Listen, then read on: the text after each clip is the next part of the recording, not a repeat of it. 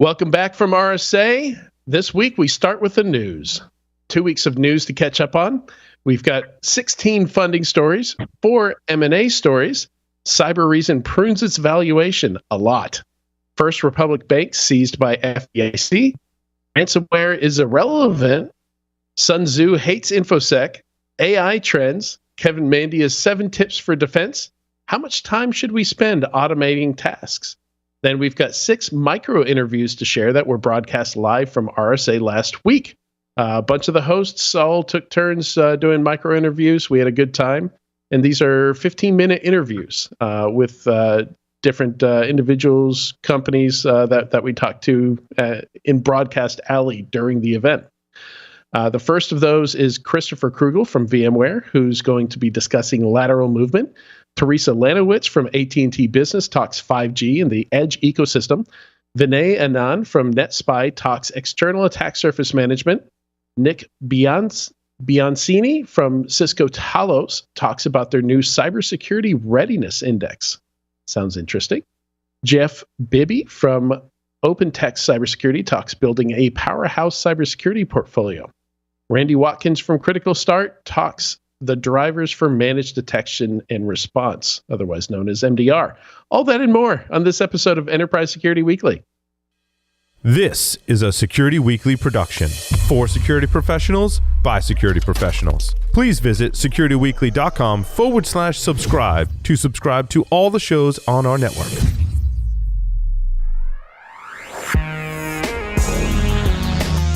Broadcasting live from G-Unit Studios in Rhode Island, it's the show where we talk security vendors and aren't afraid to name names. It's Enterprise Security Weekly. When organizations face poor web performance, challenges building modern applications at scale, or need to reduce operational and development costs, they turn to Fastly. Fastly's distributed edge network means your business can unleash its growth potential without worrying about scaling your infrastructure, whether for growth of users, transaction volume, or geographic expansion. Get the speed, security, and edge cloud innovation you need to deliver profitable and engaging experiences. Visit securityweekly.com/Fastly for more information or to speak to an expert. Welcome to Enterprise Security Weekly. Security Weekly community, our teams from Security Weekly and SC Media were on site at RSA Conference 2023, delivering in-depth reporting, analysis, and interviews from the conference. If you're unable to join us in person or didn't manage to catch our video live stream from Broadcast Alley, access all of our RSA 2023 coverage, including video interviews with leaders from the community. Visit securityweekly.com/RSAC. And if you're thinking, hey, that's weird, doesn't he usually do the announcement after he does the intro and introduces the co-host? Yeah, good catch. I messed that up. So let me try that again. Welcome to Enterprise Security Weekly and happy World Password Day. This is episode 316, recorded on Thursday, May 4th, 2023. I'm your host, Adrian Sanabria, and joining me is the Czar of Zero Trust, the Captain of Content, Katie Teitler. How you doing, Katie? I'm well. You sound like you might have picked up a little bit of a cold at RSA last week. Yeah, I don't know what it was. I was at a house. We were having a private event at a house there, and I thought maybe I was allergic to the dog, but even after leaving, like the sinus thing just kind of stuck with me. So I don't know if it was my allergies led to like a sinus infection that just kind of followed me around, but it's still causing me problems. Yeah, so I don't know. It could have been a cold, maybe. Also joining us is the Baron of Bloodhound, the Pirate King of PowerShell, Sean Metcalf. How are you doing, Sean? We haven't seen you in a bit. Yeah, I'm doing good. Doing the travel thing, getting out and talking with customers. Running a company involves a lot of customer interaction, being at conferences, traveling around, chatting with people, seeing people. Although I can happily say that I did take some vacation time last month. This month is another busy month of travel, heading out to Microsoft headquarters next week, and then closing out the month in Ireland at B-Sides Dublin. So, oh darn, I get to go to Ireland. So we're looking forward to that. I have never been to the only part of Washington State I've ever been to is Spokane, because I had a client in Coeur d'Alene, Idaho. So I've never actually been to like Portland, Seattle, that whole area. I've never been to in the Pacific Northwest. I've been there a few times, and I reported to my sister-in-law years ago when I was there that I did not see any sparkly vampires, so they were not at least present outside of the Seattle Redmond area. But did you visit any baseball fields? I did not. That's where they're hanging out. I've also not been. I'm doubly envious of you. Oh, you got to go to Ireland. It's beautiful. Every shade of green possible, imaginable, you can see in Ireland. And you got to get outside Dublin, the main city, and just see the countryside, especially the south and the southwest areas. It's incredibly beautiful and just very natural. And it's like being a fairy tale. Lord of the Rings was filmed in New Zealand, but it could have been filmed in Ireland as well. I mean, it's very similar, just incredibly beautiful. I remember one day I was just like, you ever have those days where you're just looking at houses that you're not going to buy, just exploring them? And just exploring castles you could buy for less than $100,000 in Ireland. I was like, I don't know what I would do with it, but like owning a castle in Ireland would be pretty cool. Oh, great. Thanks. Now I got something else to put on my bucket list there, Adrian. I just wrote that down. Buy a castle in Ireland. Wouldn't mind you mentioned offers for me while you're there. Yeah, absolutely. No, I'll take a look. But you reminded me, World Password Day is today. Last night I was setting up a new computer for my sister-in-law, and I had set up a new account for her on it. And I was like, here's your password. And she's looking at it and goes, okay, a symbol, letters, numbers, another symbol, numbers. She's like, what is going on here? I said, this is to make sure you actually don't get hacked. I think you'll be fine with this. Then we set up MFA. We set up the passwordless authentication. I got her all set up with it, and she's just like, okay, this is great. I can use my fingerprint. I can log in just with my phone without having to actually enter that password. So I think it's getting better slowly, but I think a lot of the issues are people just aren't aware of what you can do with this technology that we have now, like with FIDO2 backing it up. And certainly with the Microsoft Windows 11 platform, it makes it a lot easier to be able to authenticate without having to use a password, although realistically, we also have passwords. You talking about Windows Hello? Yes. Yeah. No, we're definitely moving in the right direction. Getting rid of passwords, definitely a good thing. Had a chat about on Macs.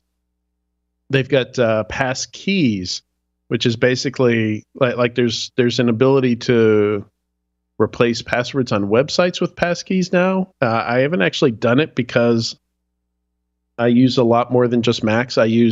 On a daily basis, I use iOS, Mac OS, Linux, Windows 11, and Android, and Fedora 38 or whatever it is now. That sounds to me like Dante's 7 levels of hell, having to switch between multiple operating systems. No, thank you. I got one password in all of them, and it pretty much That's works great. the same. Yeah, and there's some other password managers also that do a great job with cross-platform syncing and generally the same experience, regardless of where you're using it. So kudos to the password managers out there, keeping my life from being a living hell. Absolutely. And with that, let's get into the, speaking of living hell, we have 42 stories to discuss this week. And roughly 40 minutes to do it in. We might go over a little bit this week, but if you missed it in the intro, the reason why we're doing the news first is we don't have any interviews this week because we are going to rebroadcast some of the micro interviews we did from RSA last week, which was a lot of fun. I liked recording interviews in Broadcast Alley. You're sitting in West Moscone, you got everybody wandering around, and just each one's 15 minutes, so you're just kind of done and off to the next one. But it was a lot of fun. It was a lot of fun to do those. All right, so tons of funding here. Notably, to me, one of the most notable things is we've got a few Series C here. We haven't seen many raises for mid-stage startups. So I'm kind of taking that as a positive sign. So Adrian, I'm a bit new to the different series. What is an A versus a B versus a C? Yeah, so if you're a startup and you're going to go the venture capital route, your first raise is called seed, and typically that's every now and then we see a crazy seed, but typically it's less than $10 million. It's 10 million or less these days for a cybersecurity company. And you're handing off and there's certain VCs that will do specifically seed funding or early stage funding. They only do maybe seed, Series A, Series B. So Tyler, one of our co-hosts, is an angel investor. You'll typically see individual investors and angel investors more often in early stage rounds. And I think you're typically handing off a larger portion of ownership in those rounds, but we're already at the limit of my experience. I've never been directly involved in a round of funding myself, or had to read term sheets directly myself, and then it just kind of goes through the alphabet as you raise. Some companies get to Series C and they get acquired, or typically we don't see companies going IPO after just 3 rounds. Typically that's further on into E, F, and G before you'll see a company IPO and become a public company. So those are what we call exits. Like your exit's going to be you go IPO, you get acquired by a bigger company, either another vendor or a private equity company if you can't find another vendor to buy you, or you have a bad exit and your assets get acquired, or you just go under and you file for bankruptcy, or you get devalued, right? Or so that's where we get into down rounds, and I'm not sure if there's a term for getting a lower valuation than your previous valuation. So I called it dehorning. So dehorning the unicorn. So I asked for a graphic to be created for this, since it's come up, and we might as well jump right to Cybereason. So what happened to Cybereason here is, and because I don't know a better term for it, I just called it dehorning. So I guess if you want to go ahead and throw that up as I look up Cybereason's funding history. So Crunchbase is typically where I go to see this stuff. Cybereason has raised $850 million, almost $1 billion, and wow. They were a unicorn. I'm trying to remember what their valuation was. Actually, the story might tell us what they were written down from. Looks like 2.7 billion, according to Delaware stock authorization form, first noticed by NASDAQ Private Market. Oh, that graphic. Unicorn crying. Oh my God. If you're listening to the audio version of this, you might want to just, pick up and jump to 9 minutes in or wherever we are just to see this poor unicorn. Oh no. But yeah, 2.7 billion. And so what a 90, let me pull up my calculator. So a 90%.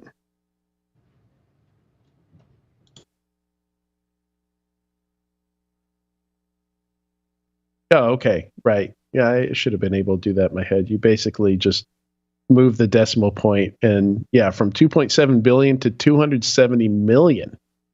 So that means Cybereason is way upside down on their funding. They're worth basically a third of the funding that they've raised. That's not a good situation to be in.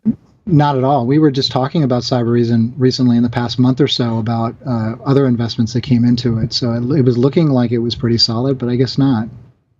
They're worth less than their Series F. And that wasn't even their most recent series. Basically, SoftBank, who was their Series E lead investor, threw another 100 million at them, which I guess is what SoftBank does. They throw good money after bad. But and that's so SoftBank has thrown a total of 400 million at them. No, I take it back. 460 million, almost $500 million. And about half of what they raised, right? About half of what they've raised, more than half. So there's got to be a deeper story here, because Cybereason seemed like they're doing pretty well for a while. I don't know where things derailed there. I'm sure there's a lot of insider knowledge.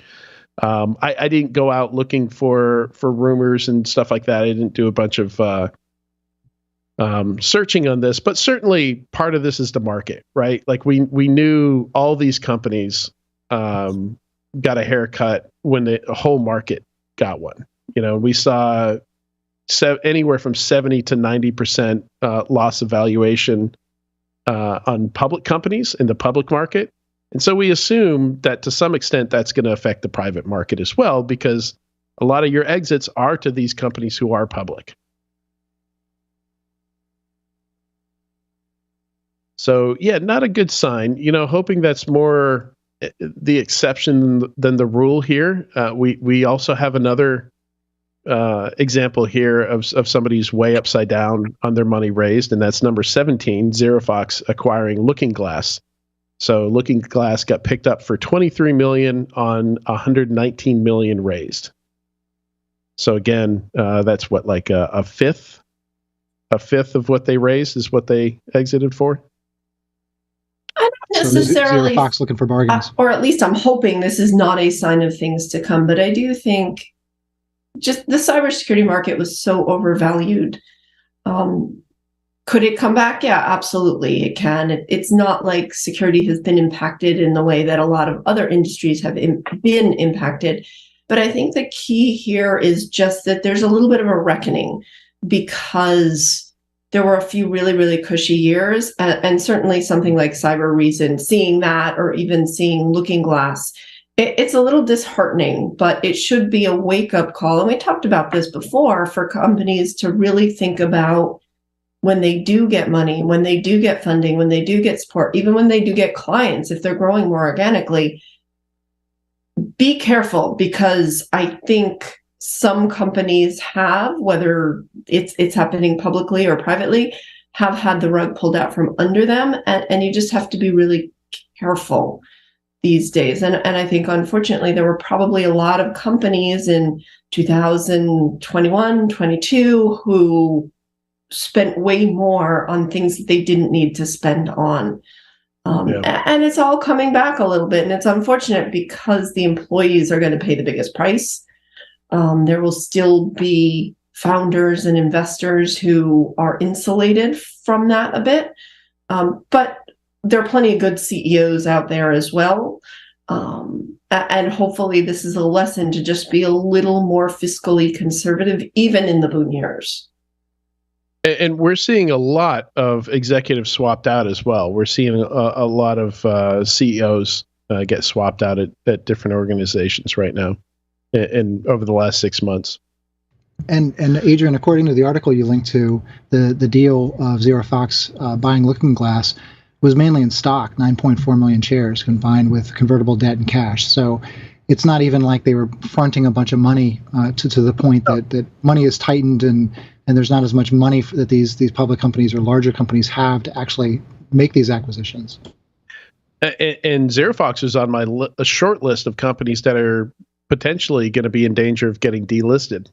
So they're on the NASDAQ, and they've been hovering just over $1, which is getting pretty close to where IronNet was a little while ago. They got warnings that they would get delisted unless things changed, and then they got an influx of money, raised some debt.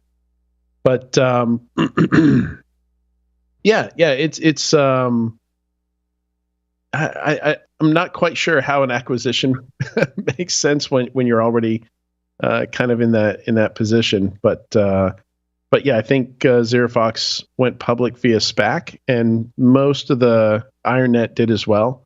And generally, that's just not been going well, even outside security. Any companies that went public via SPAC, a lot of them have popped right back off of the public market or gone under. So it's not great outcomes for that. And we don't really see anybody going public via SPAC anymore, or anybody going public for that matter. Not in this market, at least. Let's see. So more positive stuff. There's still a ton of companies getting funding. Companies coming out of stealth. Companies raising money. We've got lots of seed fundings here. Series A. Probably too many to talk about all of these, but if there's any particular ones that are interesting, we can zoom in on maybe one or two of these. Halcyon. So number 3. $50 million Series A funding. That's a huge Series A round. I'm just not a big fan of the approach when I read their marketing and the press release. It just sounds like they're out to solve the ransomware problem of 2017 and not today's ransomware problem, which is and this pairs pretty well with an essay that I don't usually include stuff that I write here, but it's relevant. So number 28, my essay that ransomware is irrelevant. My point being, if you focus your solution on the actual lever that they use to make you pay the ransom, the extortion lever, that's typically the easiest thing for the attackers to change. So you're focusing the bulk of your efforts and resources and spending on the easiest things for the bad guys to change. And they've already done it. They've already started moving away from encrypting files, and they just steal your files. And based on what they find in there, maybe they attack your partners or other companies or employees directly. They threaten to release the files. I mean, this is just not keeping up with the current state of this, and they can shift again. There's other levers that they can use to make you pay. If they hack your cloud and just change all your credentials, and hold your credentials hostage. Like there's they don't even have to use malware in a situation like that. Yeah, I mean the conversation around ransomware is always interesting to me. Certainly, I'm on calls with customers and get asked about how do we protect against ransomware? And ultimately, especially in today's enterprise networks, the answer is very similar to how I'd protect against anyone attacking me, anyone that gets access to my environment, be it a run-of-the-mill attacker, a crimeware syndicate, or an APT. So ransomware is just, for me, it's the difference between those is it really comes down to what is the end game or the end goal of it. Certainly, any attacker is going to be looking at how can I get access, how can I expand my access, and how can I persist in the environment. Those are often the things that are done. And then ransomware's aspect or end goal from there is going to be around how can I extort money from this organization. And like you said, Adrian, it evolves from I can encrypt everything and lock everyone out from everything until you pay, or I can go ahead and just take a whole bunch of your sensitive data and hold on to it and say, all right, either you give me this money or I'm going to release it to the world. Or I can just shut down and keep access from you from your network. I put together a talk for Black Hat and DEF CON years ago with a red teamer for Fortune 1 and a mainframe hacker, and we really focused on kind of the diehard scenario of a fire sale, which is basically you take down everything at once. So we had designed the talk around hypothetical ransomware that could be used, that could be deployed across every endpoint within an organization through Active Directory, to include the mainframes and non-Windows devices, and be able to time it in such a way that everything would be locked out and all access to that environment, to also include the cloud environment, would be held by the attacker in such a way. And we had walked through and talked through this. It wasn't accepted. I think there's a number of reasons why it wasn't accepted. First of all, it was a very big topic, and there were a lot of aspects to talk through. But the reality of it is, what is a ransomware actor doing in that situation? Well, they're either keeping access away from legitimate admins, the folks that actually work for the organization and get paid to work there, versus this sort of outsourced control of this environment that could then be sold or brokered to someone else, which could actually go to a ransomware actor. So from the perspective of security, I agree with you, Adrian. If we just focus on ransomware, we're not solving exactly the right problem, because all of these attackers are leveraging the same techniques They are getting execution running on a system, which looks like Halcyon is trying to focus on. But we've had EDR for years. That hasn't stopped it. There's a lot of different ways to bypass security software. That's why you have layers. We've got to have defense in depth on these things. We can't just try to stop execution. We can't just stop lateral movement. We can't just limit access to privileged systems or privilege access to systems in the environment. We've got to do something across each of those areas, which I think is part of the reason why we've had such a hard time. Very few organizations actually have network and host isolation protections around lateral movement. This is one of the reasons why attackers continue to gain access. We do Active Directory security assessments all the time, and in pretty much every one of them, there are service accounts and accounts that have highly privileged access that don't need them with old passwords. I like how you said host isolation and you didn't say the buzzword. You didn't use the term. We all know what term that is. But hey, maybe if you combine World Password Day with that, we have a good start to solving the ransomware problem. Yeah, so I didn't include it here, but my good friend Ed Rojas put together, what did he call it? It was the cloud or the ransomware security index. Is that what it was? It's RCM.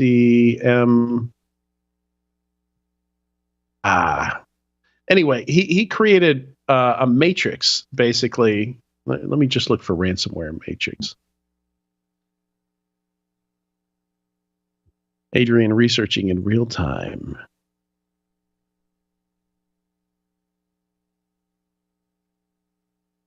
Yeah, I'll find it. But basically, he took the attack matrix, the MITRE attack matrix TTPs that were most highly associated with ransomware, which a lot of them have nothing to do with the malware, right? Like it's phishing, it's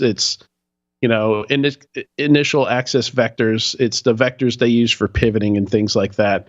A lot of it has nothing to do with that final step, which is right. Using the malware to automatically to automate deploying to as many systems as possible, and then doing whatever damage causes the ransom to be paid.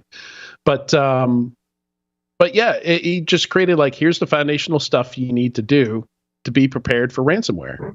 And just as kind of like a cheeky take on it, he also has an advanced version and then a version he calls elite. And in the elite version, it's nothing but trolling. It's like using blockchain for security and like just ridiculous things he has in that one. And the point he's trying to make is, look, most of the stuff you need to do, to Katie's point, are pretty basic, that are going to protect you from a lot of these attacks. And people just sidestep it and they're going to go for Halcyon, right? They're going to go for some kind of diet pill to solve their problem. Yeah, well, that sort of leads into one of the other stories you posted about the RSA wrap-up that somebody tweeted about. I can't find it on this list right now, but it ties into the whole thing where there are just a lot of buzzwords, and you go to RSA and there are 400 plus vendors and everybody's got a sign and everybody's going to solve your problem in a new, unique, different way. And the fact of the matter is no one vendor is going to solve all your problems. And yet we still continue to have these shows where product vendors are trying to sell that idea. And it's not. Security is like so many other fields where it's step by step, it's multi-layered, just like Sean said. And every year we go to RSA and Black Hat and all of the other, however many conferences and their vendors, and we get enamored with the new shiny object or even the new features in an old, less shiny object. But it's still a landscape. You have to have a landscape because you have to focus on the different layers.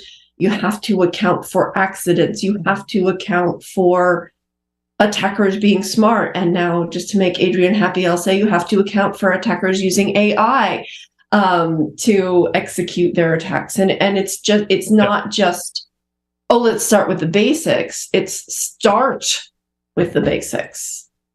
It's putting that emphasis on the start and then layering up from there. That's so, so important. And we've been saying it forever in security, but it's not easy to do. I'm not saying that at all, but it really is. Start with the basics, because that's where you're going to get your best coverage, but you still have to go through all the steps, all the vendors, all of the internal policies and controls, and watching and waiting and responding and all of that. And if you tie that into RSA, people come out of RSA thinking like, oh, this is great, I learned about all these new products. Well, make sure you've covered step 0 before you go to step 3, 4, 5, or whatever down the line. Exactly. It's and that's the point of this tool, which I did find called the ransomware control matrix, is to help you focus on what basic gaps you have before you get lost in stuff that's you shouldn't even be thinking about unless you get those done. Sorry, Sean, go ahead. You have to take here. So yeah, security is foundational. So it starts with these things that we've talked about forever: patching, ensuring that only systems that should talk to each other. Workstations shouldn't be accessible on the network for anyone to connect to them. So, just blocking SMB connections to workstations will block 90+% of the lateral movement that's out there, but it's rarely done because it's something that could break something else. And, one of the things that I've talked about for years is that you're not going to get fired for making sure that everything works when things are connected to it. You might get in trouble if you start locking things down and someone can't do their job or can't connect to something that they need to. So therefore, people aren't incentivized to identify and improve the security in the environment for the most part. So it's a challenge when it comes to these things, because we sort of know what attackers are doing at least at a broad scale and scope of it. But when it comes down to the details of what to do, it can get a bit confusing. At TriMark, we created a ransomware resilience program and service that we've worked with customers on, and it really comes down to limiting access to systems, limiting access to accounts with privileged rights, ensuring that the appropriate auditing is flowing into a central monitoring system in order to even detect those things, because a lot of environments don't have appropriate logging, can't even see that. We were having a conversation earlier with the team about VMware and how you need a certain license in order to get logging from your VMware environment into a VMware system to then go to the SIEM. And one of the environments we've assessed recently only had half of their VMware servers that were being logged and captured by that system. And there's, if you reach out to a company that does pen testing and red teaming, they will talk to one of the good ones. They will talk to you about the maturity of your security organization. Are you ready for a pen test? Are you ready for a red team? You should have these things in place before you even go to that step. I think it's the same thing with the security products. Before you start trying to solve things by writing a check to a company, you start looking at your environment and identifying, okay, are we handling these things appropriately? Are we looking at the right things? How are we handling identity security? Where's our infrastructure? Where are our systems? Jumping a bit ahead, there's a list of things as part of this news article about Mandiant's, Kevin Mandia, the Mandiant CEO, 7 tips for cyber defense. And he hits on some of these things, including asset inventory. Yep. Yeah, and it's I'm curious to get Katie mentioned AI in the same breath as ransomware, and there's actually a post I'm working on, and I'm curious to get both of your takes on it. But when you're pen testing, and I wonder if this is the case with you, Sean, you kind of get this idea of like, why isn't everybody just getting owned all the time? And the only answer that I've come up with is there's just not enough attackers to take advantage of the target rich environment that's out there. And I really, when I started looking at Auto GPT, I started thinking, and if you're not familiar with Auto GPT, it's basically like you create a goal that the AI has to hit, and the AI basically asks itself questions and kind of spits off different threads to do different things. And it can have access to plugins to do all kinds of things. And the idea is a complex task can be broken down into subcomponents and tackled, and the AI will just keep at it until it succeeds indefinitely if you let it. And I started thinking about all the steps of a ransomware case and thinking, like, even down to the negotiation on the price to pay. I don't think there's a single piece of it that AI and various pre-built automations and scripts and things like that couldn't handle. So I'm really worried about like the skills gap, I guess you could call it, or the labor challenge that the bad guys have. I worry that AI could potentially solve that problem for them, and they could more advantage of all the low hanging fruit out there that we know is out there. Absolutely. I mean, at TriMark, we're doing security assessments and looking at Active Directory, Azure AD, VMware, and every assessment we go into, we find things that attackers could leverage. In some environments, really, really bad things that we feel like if this environment's not already compromised, then the attackers missed it, like you said, Adrian. There's not enough attackers for environments. But certainly, it's security to a certain extent has always been this kind of concept of we don't necessarily have to outrun the bear, but outrun the person that we're with. Unless maybe it's a cocaine bear, in which case, you're not going to outrun that bear. So it is an issue of that. There are a lot of issues in a lot of environments, many of which are similar and the same. That's why we published some information on our website about how to find these things and find the low-hanging fruit in Active Directory. But it is a challenge because organizations are dealing with the same sort of things that they've been dealing with for a while. But a lot of times the shift in order to improve security comes from a shift in the mentality of how operations is done. We can't have our admins on a workstation anymore that's managed by everything in the environment. Why? Because that's how ransomware compromises the environment. We can't have service counts, 40 service counts that are 80 admins anymore because ransomware is going to leverage one of the service counts that has a password that hasn't been changed in 15 years. And these sort of things continue to be out there. And then the question is, well, why are they still there? We talk to companies where they don't have one person that manages AD. They've got a person that manages AD and Azure AD and Azure and AWS and all these other things. And they're fighting fires and managing the system and keeping it working.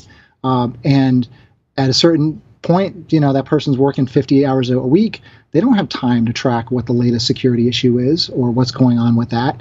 And so the organization ends up going, okay, instead of getting someone to help manage this environment, let's go ahead and buy this product, which will help manage the security of it, which doesn't exactly do it.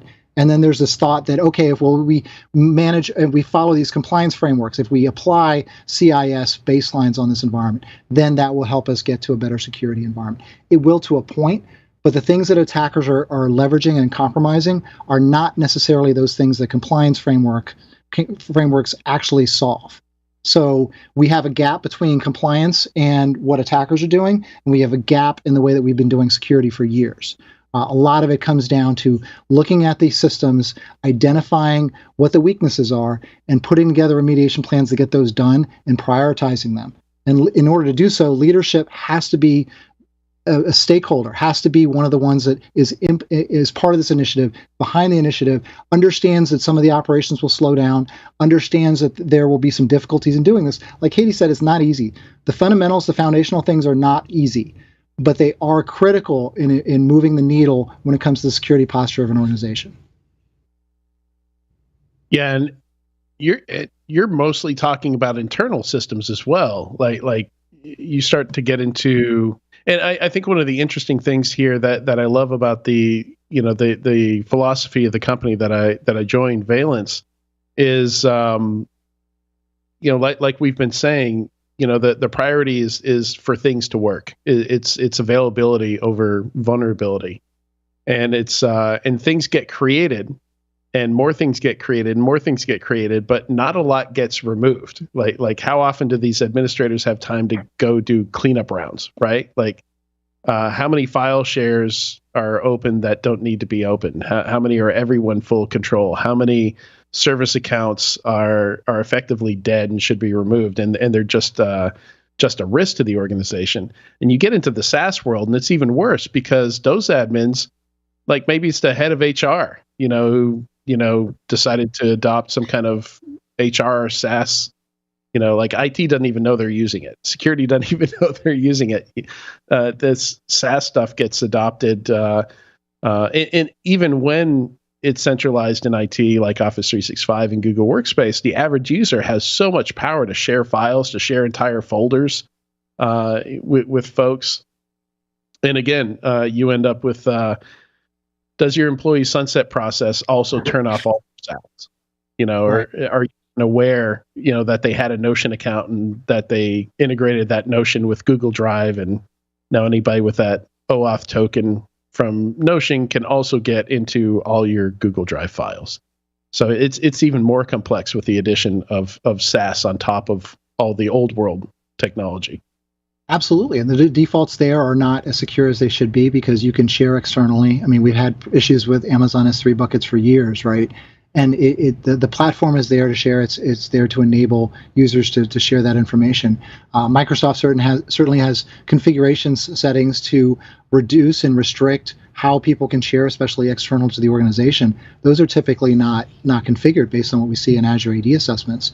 And then the other part of it is, Adrian, to your point, if someone in HR has admin rights to the SaaS system, they're probably connecting into it, authenticating, logging into it from their same web browser that they use for Facebook, TikTok, Reddit, whatever else that people are on. And the chances and opportunities of an attacker to get them to a watering hole, aka a location or a website that the attacker has some sort of control of, is fairly high, where then the attacker can compromise that browser, extract the token associated, the session token associated with that SaaS service, and then jump in and have full admin rights on that. Extract all the data from the SaaS service, and because of how SaaS and clouds works, very often can get the user to accept an application having rights to it permanently. And that application very often is attacker owned, and that's through some of the more well-known sort of OAuth attacks that have been around there for years, regardless of who the cloud vendor is. Yeah, and a lot of it's just hygiene. Like we found, like 90% of the time when an individual shares a file, somebody needs access to it once and never again. But that share stays open indefinitely in most cases. So like the default from Google Workspace, like you should have to do something extra to keep a share open indefinitely. By default, it should be open for like 24 hours, or, for after the first time somebody accesses it, it's no longer available or something like that. Because that's the actual common use case is I need access to this file once and then I'm done. And a lot of those links are discoverable through a number of cloud services. So if they're not password protected, or like you said, if they don't have a predefined expiration, 30 days seems reasonable in most cases, then it's definitely could be exposure to very sensitive information. We've been Google dorking for 20 years now plus, thanks to Johnny Long, and searching Google, looking for in-file type PDF passwords, things like that. We're getting to the point where the same thing could be done with these cloud services and these SaaS services, exposing that information. And then when you layer in leveraging AI for those things, it gets pretty interesting, because you could use something like AutoGPT to start mining for things and looking for things in environments.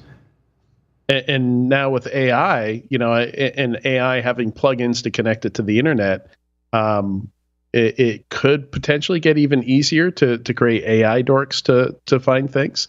Because I found with search engines, there's so many things I can find using ChatGPT that I cannot find using Google, because Google has this recency bias, right? Like it always wants to show you something brand new as possible.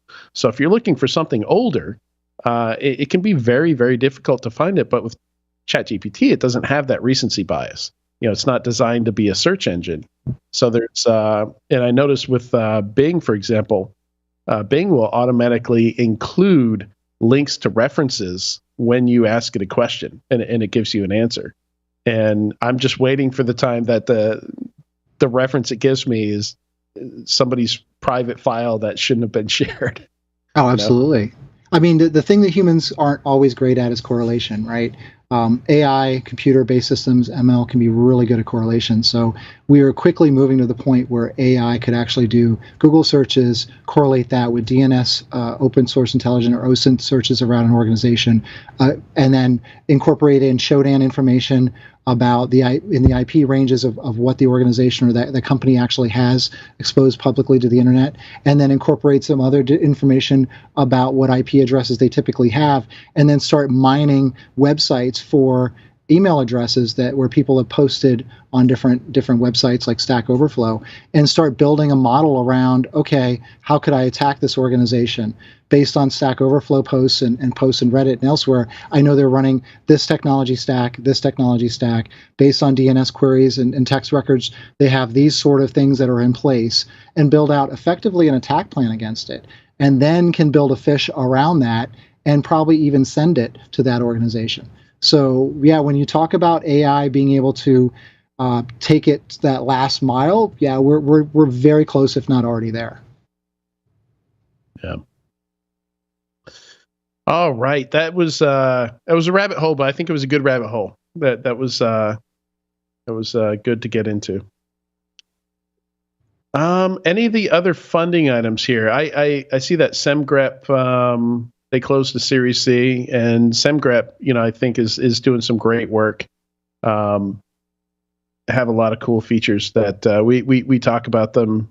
I feel like at least once every couple of months they have something new and notable worth talking about.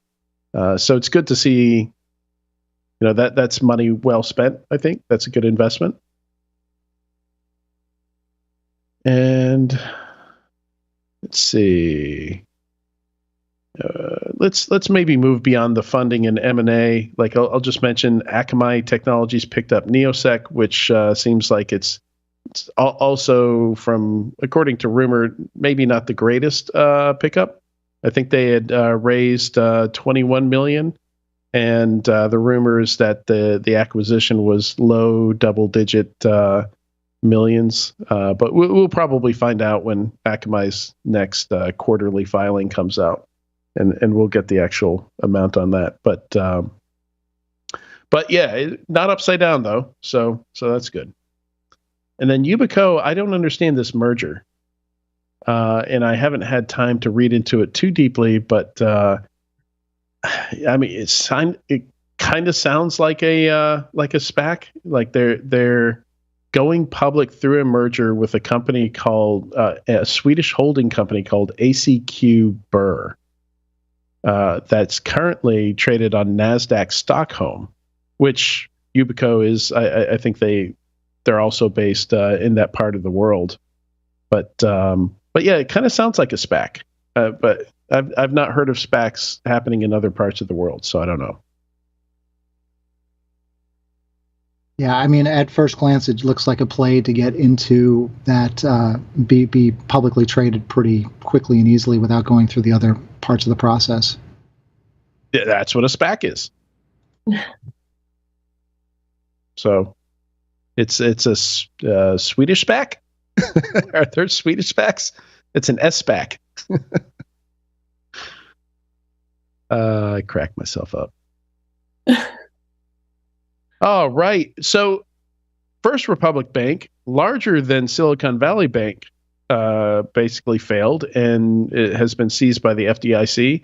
And I didn't even hear, I found it when I started going through research for the show, but I'm surprised I heard nothing about this after everybody losing their minds with Silicon Valley Bank.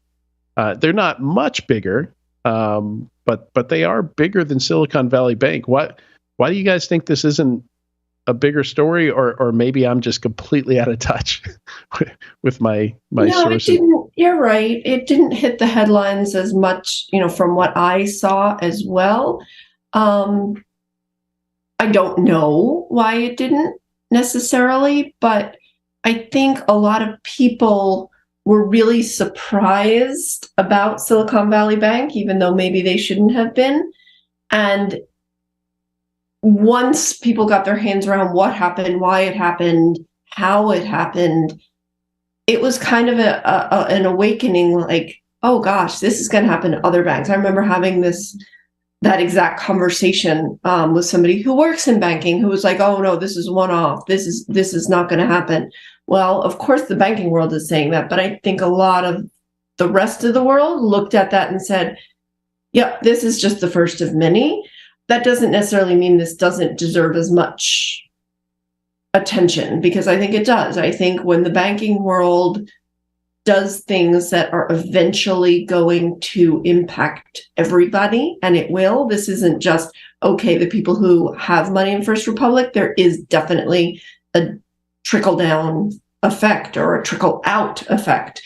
But I think a lot of people were probably kind of waiting to see who's next after that whole Silicon Valley, and there was another one that went along with it too. I just think it's like, oh, okay, yeah, here's the third one.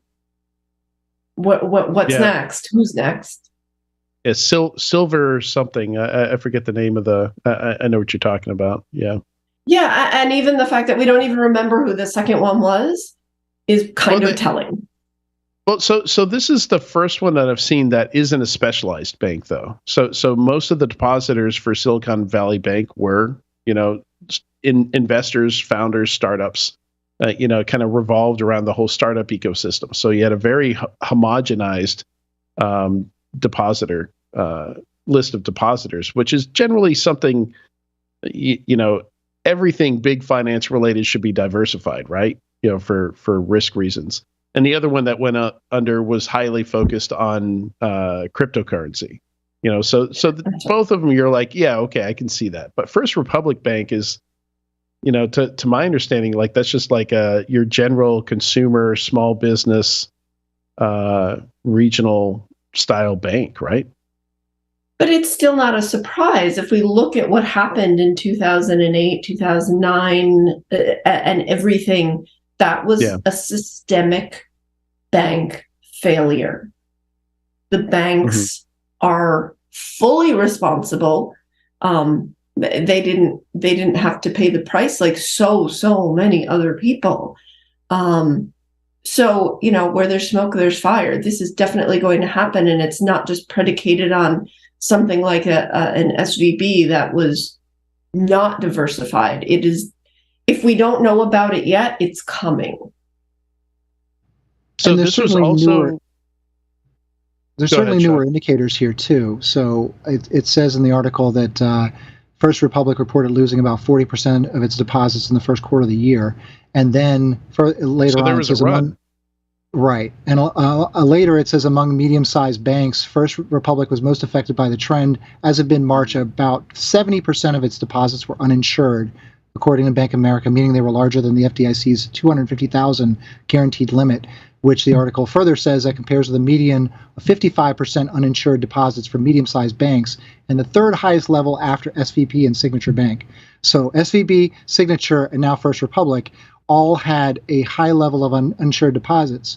So now we have a key indicator that we can look at to go, all right, these are the things that we need to have concerns about when it comes to banks and banking. Kind of like in 2008, a lot of that was related to highly risky investments, like mortgage bundles that were put together that didn't really have, that weren't valuable at least from the perspective of, were these good investments because this mortgage was set up for someone that was making $30,000 but had a mortgage for $500,000 a year, or $500,000 for this house. Looking at where we were then, looking at where we are now, it's very similar. But now we have some key indicators that we look at. Who's the number 4 behind First Republic? Who's number 5 behind them as far as these uninsured deposits go? Yeah, and if we're seeing, this is just the start. We're going to see several more before hopefully Congress steps in and starts making some more rules, because, when the banking sector fails, the little person pays. It's not the banking executives. I mean, yeah, sure, a couple of people went to jail based on, the mortgage crisis and all that, but it's still a systemic issue. I don't think anybody went to jail. I think it was Goldman, someone from Goldman. I don't remember, but there might have been fines. In general, the executives got to keep their jobs, their salaries. The money that was paid out by Congress was used to fund executives' vacations and yachts and et cetera, et cetera. And the people making $30,000, $50,000 a year at the low levels, they were the ones who couldn't get their jobs back. They were the ones moving back in and living in their cars. So I think they got golden parachutes. Most of them. So I think it was the opposite. According to Wikipedia and the New York Times, only one top banker went to jail. And that was Kareem's Sarah Geldin, who was a former executive at Crest Suisse, sent to jail time as a result of the financial crisis of 2007 to 2008. A conviction resulting from mismarking bond prices to hide losses. So one person. Wow.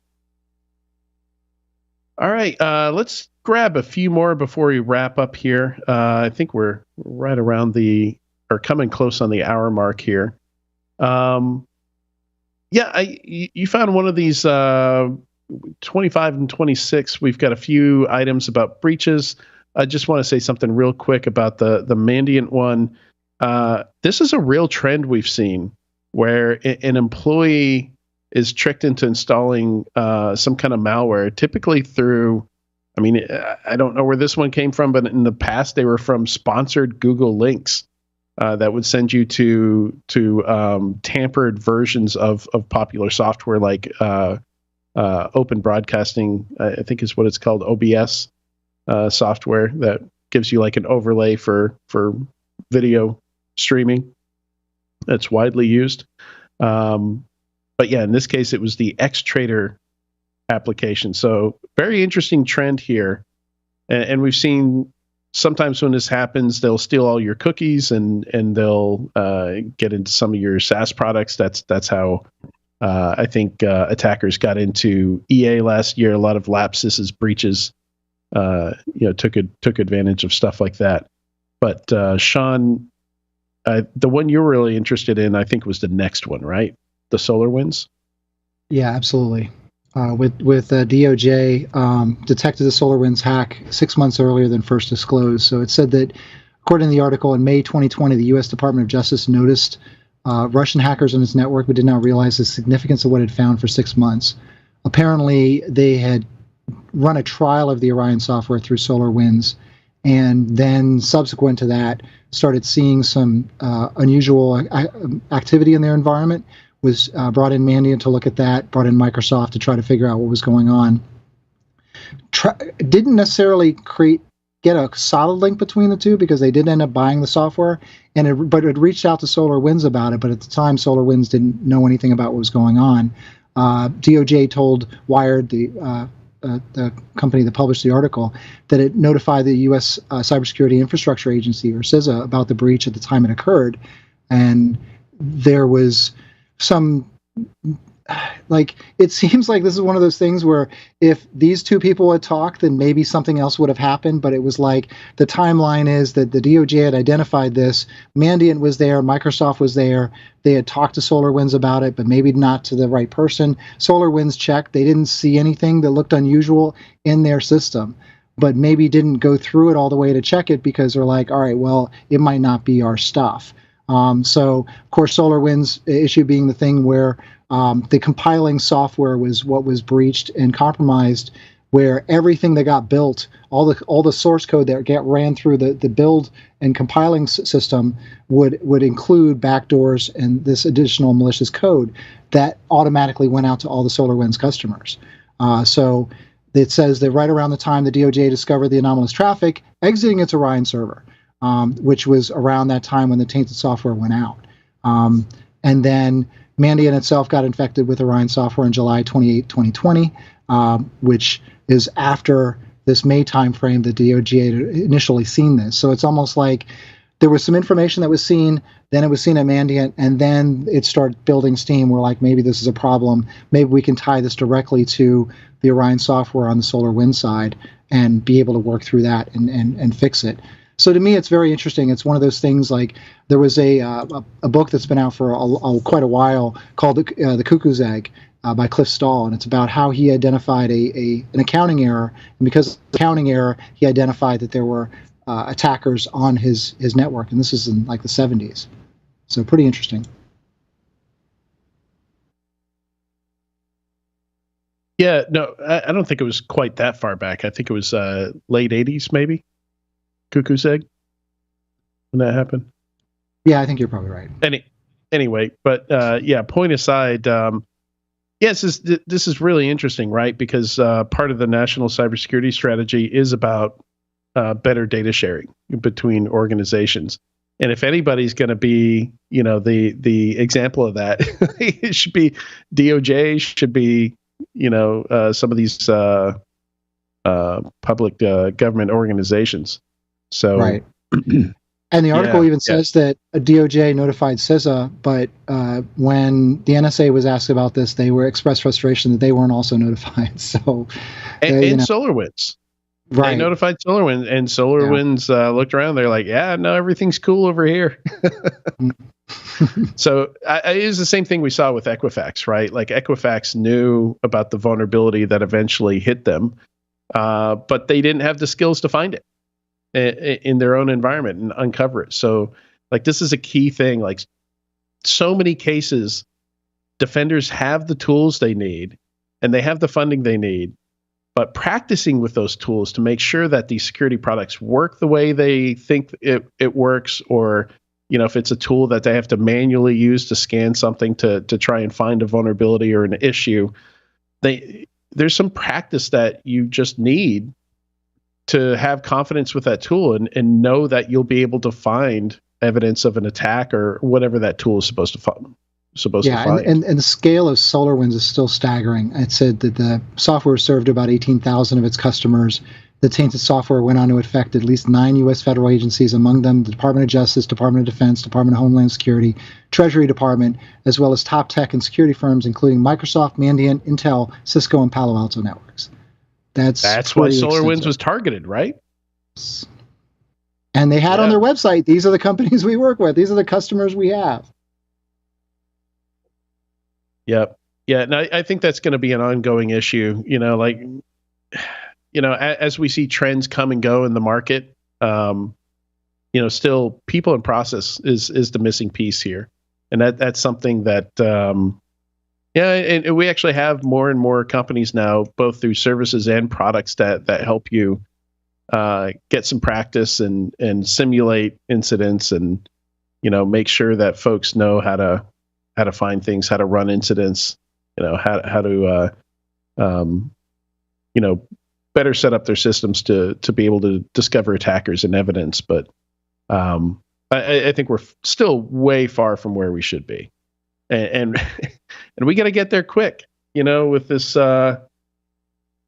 before the bad guys figure out how to use AutoGPT to automate ransomware. I mean, the thing is, there are a lot of great tools and I think people have the best of intentions, and then they're overwhelmed with all of the other stuff that they have to do, and they're gambling on the fact that, okay, maybe it won't happen to us. Yeah, there's no shortage of distractions, for sure. Yeah, it takes leadership that are very focused on, okay, we're going to get these basics done, like the most boring stuff. There's still 100 people that don't have MFA enforced. Well, we're going to make that our priority instead of, exploring DSPM or whatever it is. All right. A bunch of AI trends in here. There's a great one on prompt injection, number 34. That's something I think worth learning about, as we're going to see more and more use of AI here. Doesn't really have a clear solution. So yeah, definitely check out story number 34. And that's from a guy named Simon Willison. Some really good thoughts there about different ways that prompt injection can work. And also, I think, Sean, you mentioned story number 36, which is Threat Prompt, one of my new favorite newsletters by Craig Balding, talking about how to avoid leaking PII to ChatGPT, suggests tokenization, stuff like that. Basically replacing your sensitive data with data that's, just manufactured, so that when you enter your prompt, you're not entering any of that sensitive data, but then you can take the output and you can swap it on your own system, swap it back to whatever that data was. Right, and that's become a big issue, especially given how much data you can actually give to ChatGPT in a prompt now. You can give it entire documents, entire contracts. Say, here, read through all this. And part of the reason why people use ChatGPT and AI is to solve repetitive tasks that take a lot of time. Reading through those takes a lot of time. You have to read through it to identify PII in order to then get to it. Maybe what we need is a local AI that can go through and identify PII before then submitting it to the actual larger LLM. Gotcha. Yeah. And another trend here is companies charging for scraping and learning on their data, using their data for large language models. I think Reddit was the first to say, hey, F you, pay me. And then Twitter, Stack Overflow. So it's going to be really interesting because I don't think OpenAI even gets that data directly. I read that there was some small German company that I'd never heard the name of that they actually get their the data for training the models. So that's a whole business, is just providing this raw data for companies that want to train large language models. So just big old piles of text. That's the business model. Yeah, and 33 talks about dangers of using large language models before they're baked, with the fact that there's potential skewing of information depending on what the source is behind it.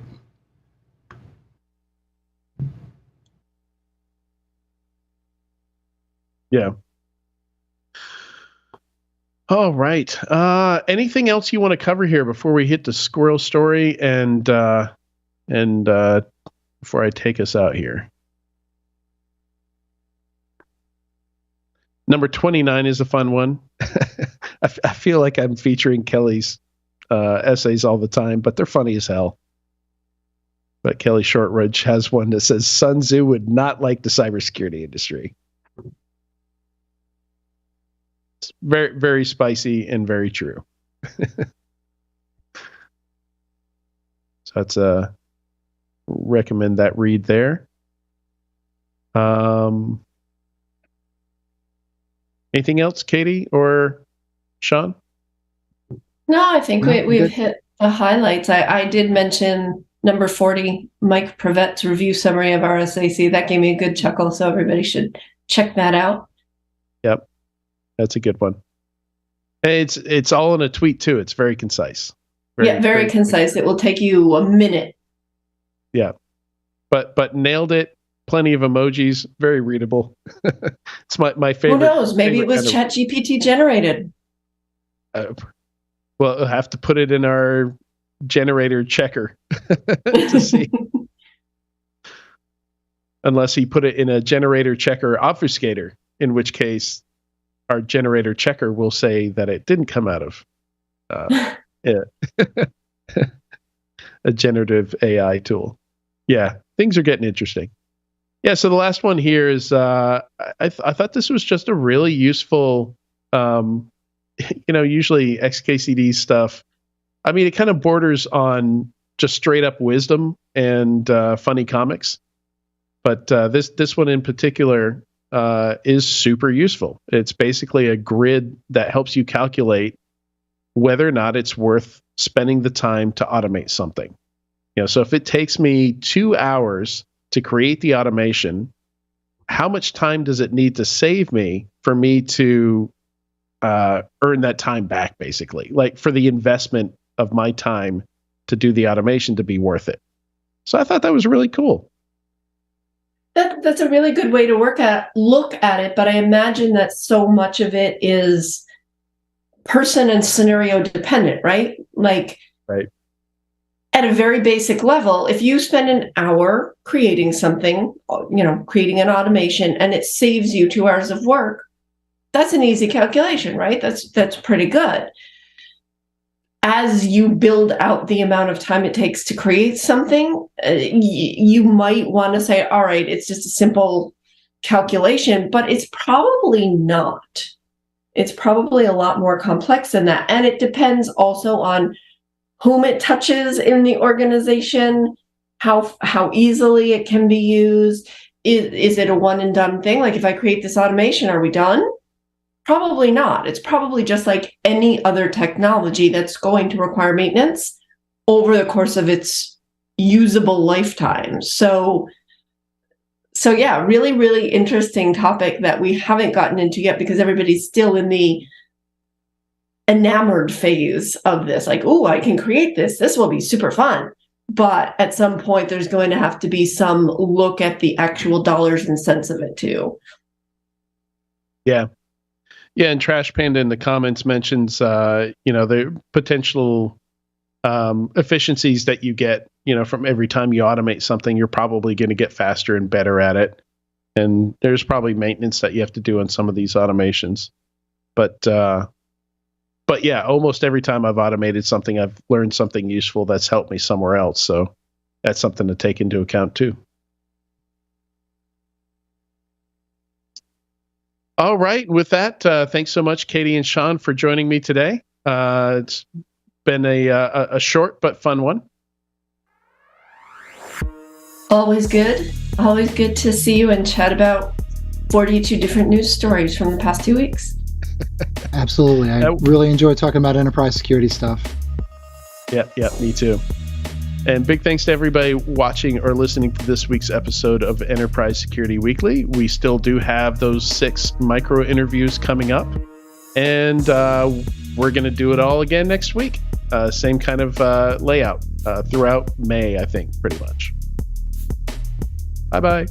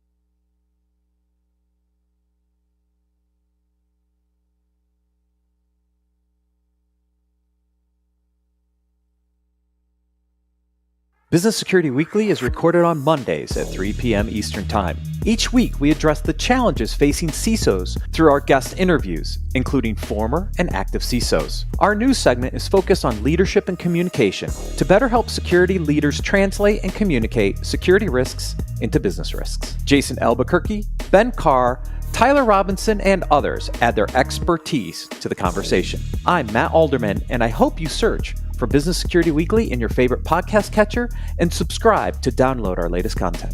Attackers are only getting more proficient, so how can you proactively adapt your cybersecurity strategy? Core Security by Fortra helps you uncover and prioritize the risks that pose the biggest threat to your organization.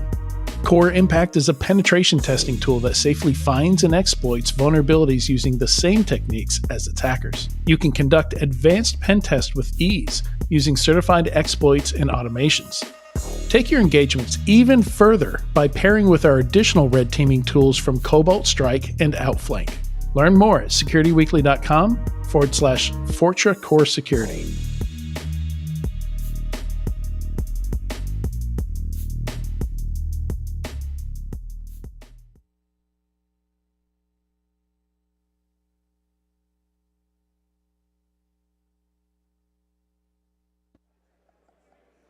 Well, good morning, everybody, on this first full day of RSA 2023.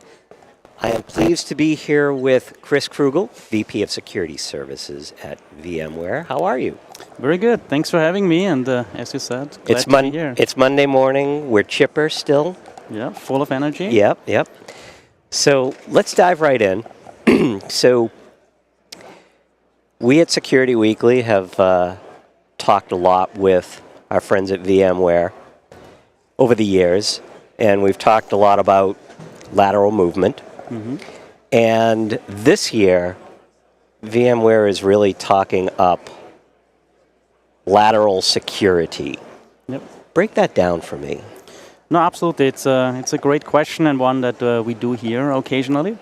I think you already mentioned lateral movement, which is definitely a closely related or important concept when we talk about lateral security, and it really means lateral security is our attempt to protect organizations against attackers that move laterally in organizations and that try to break perimeters and then move along east-west traffic routes and try to get to sensitive data or deploy ransomware. And I think, when you look at lateral security, I think it's also related to the concept of zero trust, right? We all sort of understand that the perimeter is dead. You cannot just assume that everything that happens within the organization, within your data center, within the cloud is secure. And so there is a need to look at the traffic, these communications, and try to understand, is it allowed? Should I prevent it? Should I block it? And I think the problem is that when you look at zero trust, a lot of people sort of always think about segmentation, access control, and those concepts. And I think with lateral security, we really want to point out, yes, that's an important concept of zero trust. Yes, you need to be able to segment. You need to make sure that attackers cannot just move arbitrarily around, but it's also important to look at the connections that your security policies, that your segmentation policies allow, and determine if they're actually malicious or not. So really looking at the threats within those connections as well. And I think that's what we want to basically express with lateral security.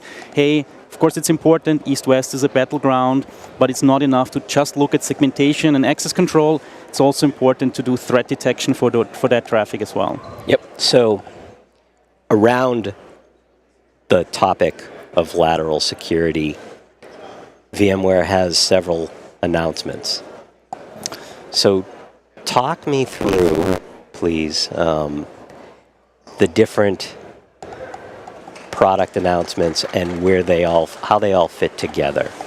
Of course, happy to. Maybe I want to even sort of take a step back and then tell you first a little bit what we think that these products should do, or what are sort of the capabilities that we want to provide to the market, and then talk a little bit about the products please do. Yeah, that sort of deliver this. So the first point, of course, is when you look at sort of lateral security and east-west traffic is the question around visibility. Like, how do you even see all that connection, all these connections that are happening, and how can you apply your policies or analytics to it? And I think this is something where we don't necessarily specifically announce anything this year, but we have actually been talking about this for many years, about the need to inspect every connection, right? You cannot have blind spots.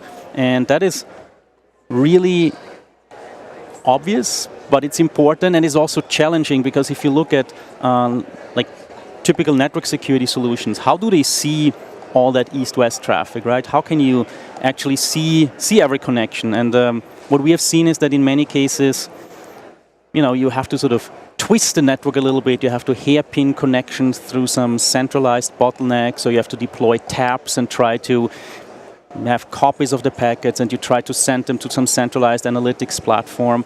And that is, it's costly, it's cumbersome, the network architects hate this. You might not see traffic between VMs that are happening, let's say, on the same hypervisor, because it never actually hits the network. So it's hard to actually get to the traffic. And then once you get to the traffic, of course, you can make different decisions. You can apply your policies, or you can look for threats. And we have this year and also last year already started with a number of interesting announcements around, okay, how do we actually screen that traffic that we have this unique ability to see everywhere with our distributed architecture that sits in each hypervisor. How can we find bad stuff in there? And so we have a range of capabilities in our product, which is NSX ATP, NSX Advanced Threat Protection, that allows us to look for known signs of attacks, for previously unknown signs of attacks using some machine learning techniques. Happy to talk about this, as well as a sandbox and malware detection capabilities that look for maybe ransomware that is in that traffic. So wide range of capabilities where we're excited to show, better analytics and better detection capabilities. And then another part that is happening at RSA this year is then how do we combine our network view with endpoint view, right? There's always the question of, okay, so you have network security, you have network detection response, you have your firewalls, but then you also have endpoint protection tools, EDR tools. And so how do you really combine them well? And of course, that's sort of the XDR buzzword that has been around for a while, but I think it's time now to actually move beyond the talk and really deliver product capabilities that can take advantage of this additional context. And so we're excited to show how we do take information from endpoint, from agents, from Carbon Black, as well as our own guest introspection capabilities that we have in VMs from VMware tools, and really amp up our capabilities on the network as well. So walk me through each of the product components and how each work individually and then how they tie in. Yeah, so at the basic level, when we are basically talking about sort of network visibility and segmentation, we have a product that is called NSX, and NSX is our connectivity and security solution for data center cloud, multi-cloud networks. Mm-hmm. When you basically get that basic tool, that basic platform, what you get is that connectivity and security fabric that really instruments or augments each node in your network, each hypervisor in your network. So that gives you the basic visibility, because now you see all the connections, and you're able to now look for allowed or rather expected connections versus unexpected connections, and you can define and enforce your policies. So that's really our basic product, is network segmentation, micro-segmentation with the basic NSX platform. And then you would be able to opt for the NSX ATP expansion, where you then can get all the threat detection capabilities that basically look for signs of badness in the traffic that the policies would still allow. Mm-hmm. So these are sort of the basic two components. And there's a third one which we call NSX as a service, or North Star, where you now get a control plane that is running in our cloud, and that basically allows you to manage different deployments of NSX, the ones that I sort of have mentioned, with or without ATP, in different environments, either in your data center or in different clouds. And you basically can enforce in an easy way, consistent security policies across all these different deployments, as well as you can perform threat detection where events that might happen in different deployments or in different locations get all centrally correlated, mapped against the MITRE ATT&CK framework, and really show you a sort of end-to-end story, right? Because it might be the attackers come in through some server that you forgot somewhere in the native public cloud, and then that is used as a stepping stone to get into one data center where they might get access to a bastion host to jump into yet another data center, and you would really like to see the whole end-to-end kill chain. And with that sort of NSX as a service, that North Star backend, we would see all these events, we can correlate them for you, and we would show you the complete end-to-end picture of that intrusion. And then, of course, if you can get partners like Carbon Black, right, so you can purchase a Carbon Black EDR agent that you can then install on those workloads, and they would integrate with the NSX solution to give you a more comprehensive XDR-style protection. Yeah, the Carbon Black part is interesting because this all strikes me as a culmination. So I know Carbon Black entered the picture with VMware last year. A few years ago, actually, 2020. 2020. Yeah. And, but with this week's announcements, yes, you start really to see where the wheel and the spokes are set up. Yeah, absolutely. I think, we have always had, a number of different pieces in our portfolio. NSX from network security, we have Carbon Black EDR, there's Velo Cloud's SASE solution. We have additional components that allow users to manage and secure native public clouds like cloud posture management with ARIA. So it's and unfortunately, it's not very well known. It's sort of like the best kept secret of the security industry. We have a very broad portfolio of capabilities that really address all these different needs. And yeah, we have been really hard at work over the last few years to integrate them together, combine them, and provide our solution, or our customers one solution that really allows them to leverage different bits but integrate them well ourselves. So, yeah. Yeah, now talk about, you're just announcing it this week, but I would imagine a lot of customer discussions have happened already around this. Yep, no. Talk about the key challenges that customers are hoping that this will help them. You've already mapped out a lot of it, but when you're having those conversations, what comes up a lot? So, for example, this year at RSA, there's a lot of buzz around all things artificial intelligence. And so when you get questions around that, how do you tie it back into what VMware is doing and announcing this week? Yeah, so, I think artificial intelligence has been always an important cornerstone of our products just because, it is what allows you, on one hand, to deal with things you have not seen before, right? So it's like unexpected things that you could not cover with reputation or signature-based solutions. But I think it also has an important aspect that goes towards automation, right? It's this idea that, hey, you have some tasks that are really cumbersome, you don't have the people to do this, and you need something that automates maybe some workflows, right? And when people think about automation, it's often like, do you have APIs, do you have integrations? Sure, but it's also about, okay, can AI help you to find patterns in a sea of data that you didn't know were there? Can it surface and sort of help you triage and at least take, for example, the role of a SOC 1 analyst and sort of really put the focus of the humans to where it matters? And so that is something that really resonates with customers because they say, we have all these products, everything is very complicated, getting this thing to operationalize, that's hard. And if you can help me actually, maybe we have purchased some VMware portfolio products, like help me put this together, help me actually really realize the cost savings and the speeds that we were hoping for in getting this, then they get really happy about this. And I think, with recent announcements and developments, that's exactly what we focus on. Like, yes, we have all the pieces. Yes, we use AI, for example, very broadly. And now, like, how can you help me tie together and automate it and sort of use AI even for that meta level, for that next step? Great. Well, good luck this week, Chris. pleasure talking you. to you. And I'll see you around the showroom floor. No, thank you very much for the invitation, and always great to chat with you. Thank you. Have a great week. Welcome to RSA Conference 2023. We are broadcasting live from Broadcast Alley.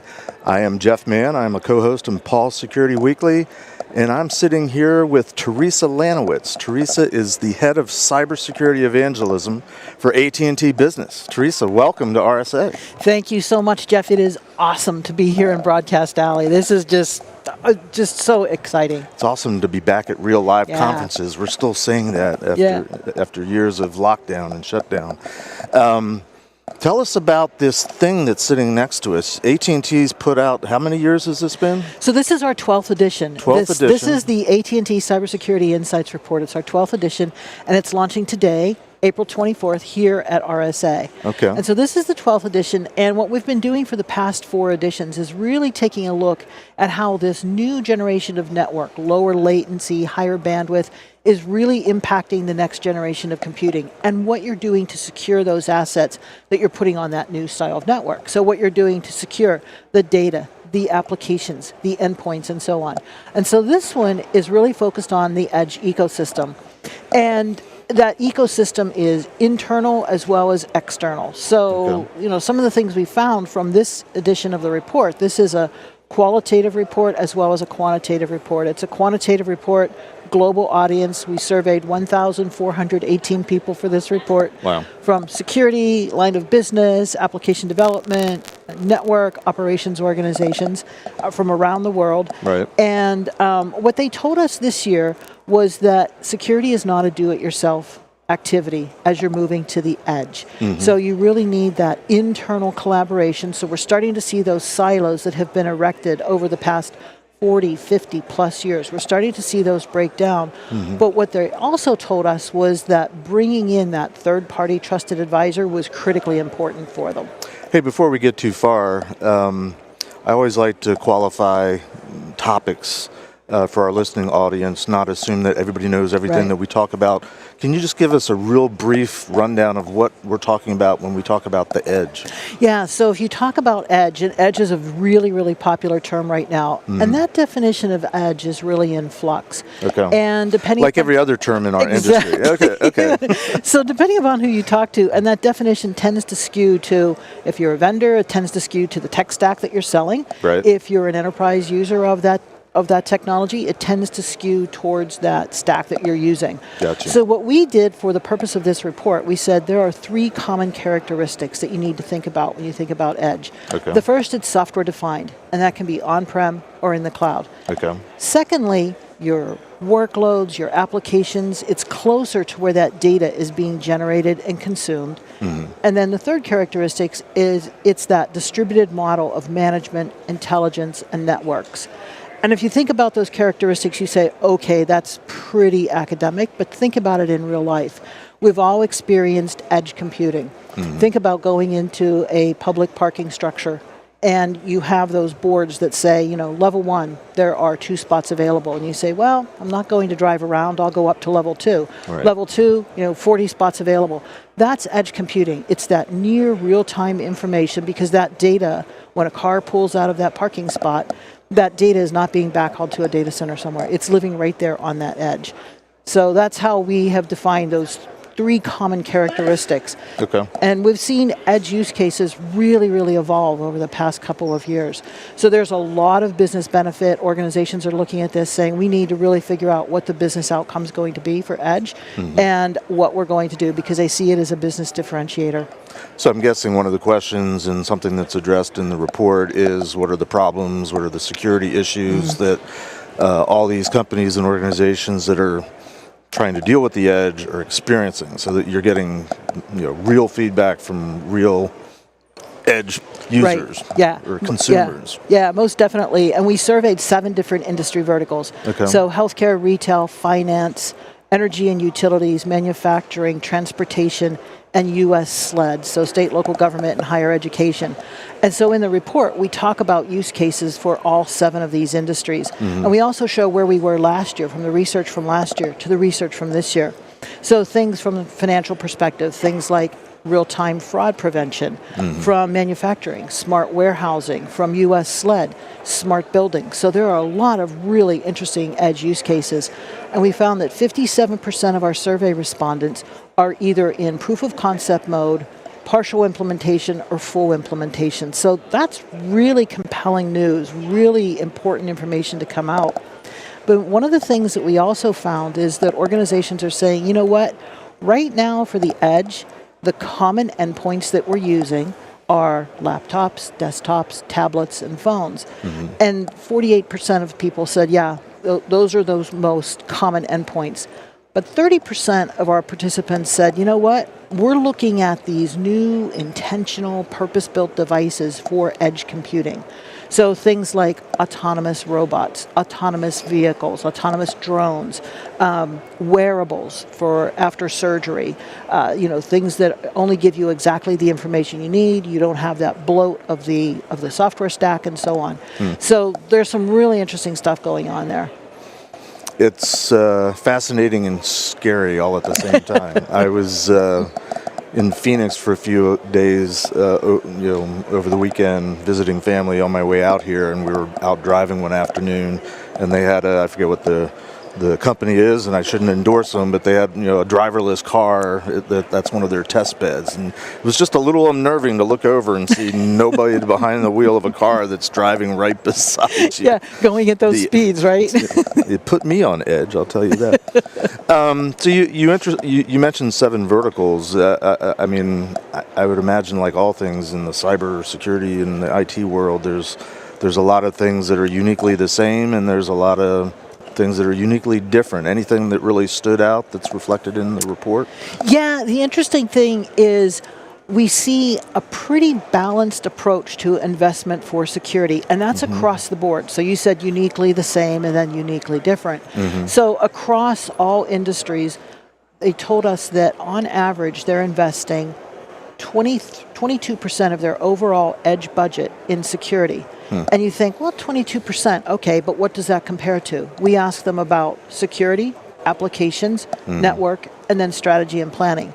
So network was 30%, applications 23%, strategy and planning 23%, and security 22%. So the reason I am so encouraged by that is if you think back just 3-5 years, people would not be investing proactively that much in security. So, and again, that's an increase from what we found last year. Last year, the security investment was somewhere between 11 to 21% was kind of the sweet spot. But this year, we're seeing 22% across the board. Organizations are saying they're investing in security.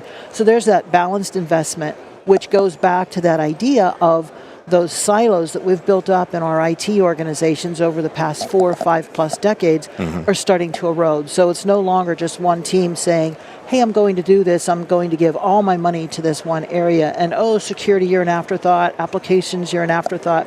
Because if you think about it, the applications are starting to change as well. Those applications will be far more ephemeral.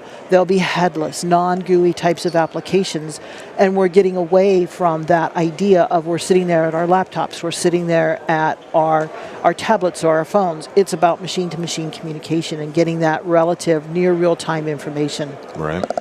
So what is, I come from the traditional world. I've been doing this a long time where, in the early days of what we used to call internet security, it was all about securing the perimeter and keeping everything safe on the inside. And I can see the nuance between edge and perimeter, because edge is significantly different from, nobody's trying to get in anymore because everybody's outside of it. There is no in.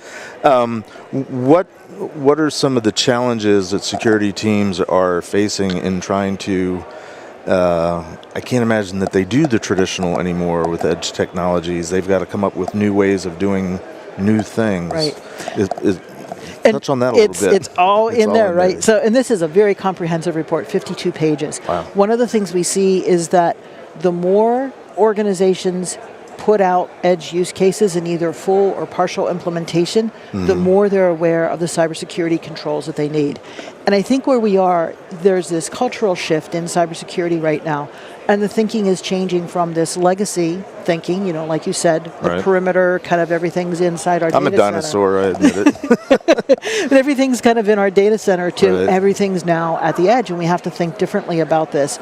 And even in terms of the types of attacks that we're seeing, one of the really, really interesting data points in here is that the top attack that people were concerned about this year is DDoS. The top attack that they were concerned about last year in 2022 was ransomware.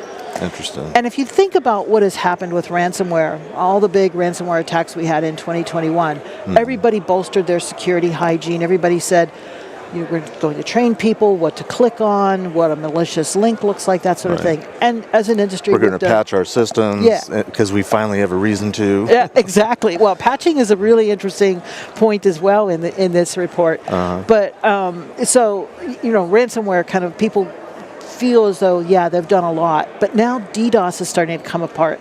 And this is kind of that progression of, here we are, legacy cybersecurity, now we're moving to the edge. So we're going to suddenly start to think a little bit differently. So DDoS, that old-fashioned DDoS attack, is now coming back because we're living now in a world of things, right? We're moving away from the laptops and the desktops and the tablets. So we're living in those sensors inside of a parking garage. We're living inside of wearables that we might have for post-surgery.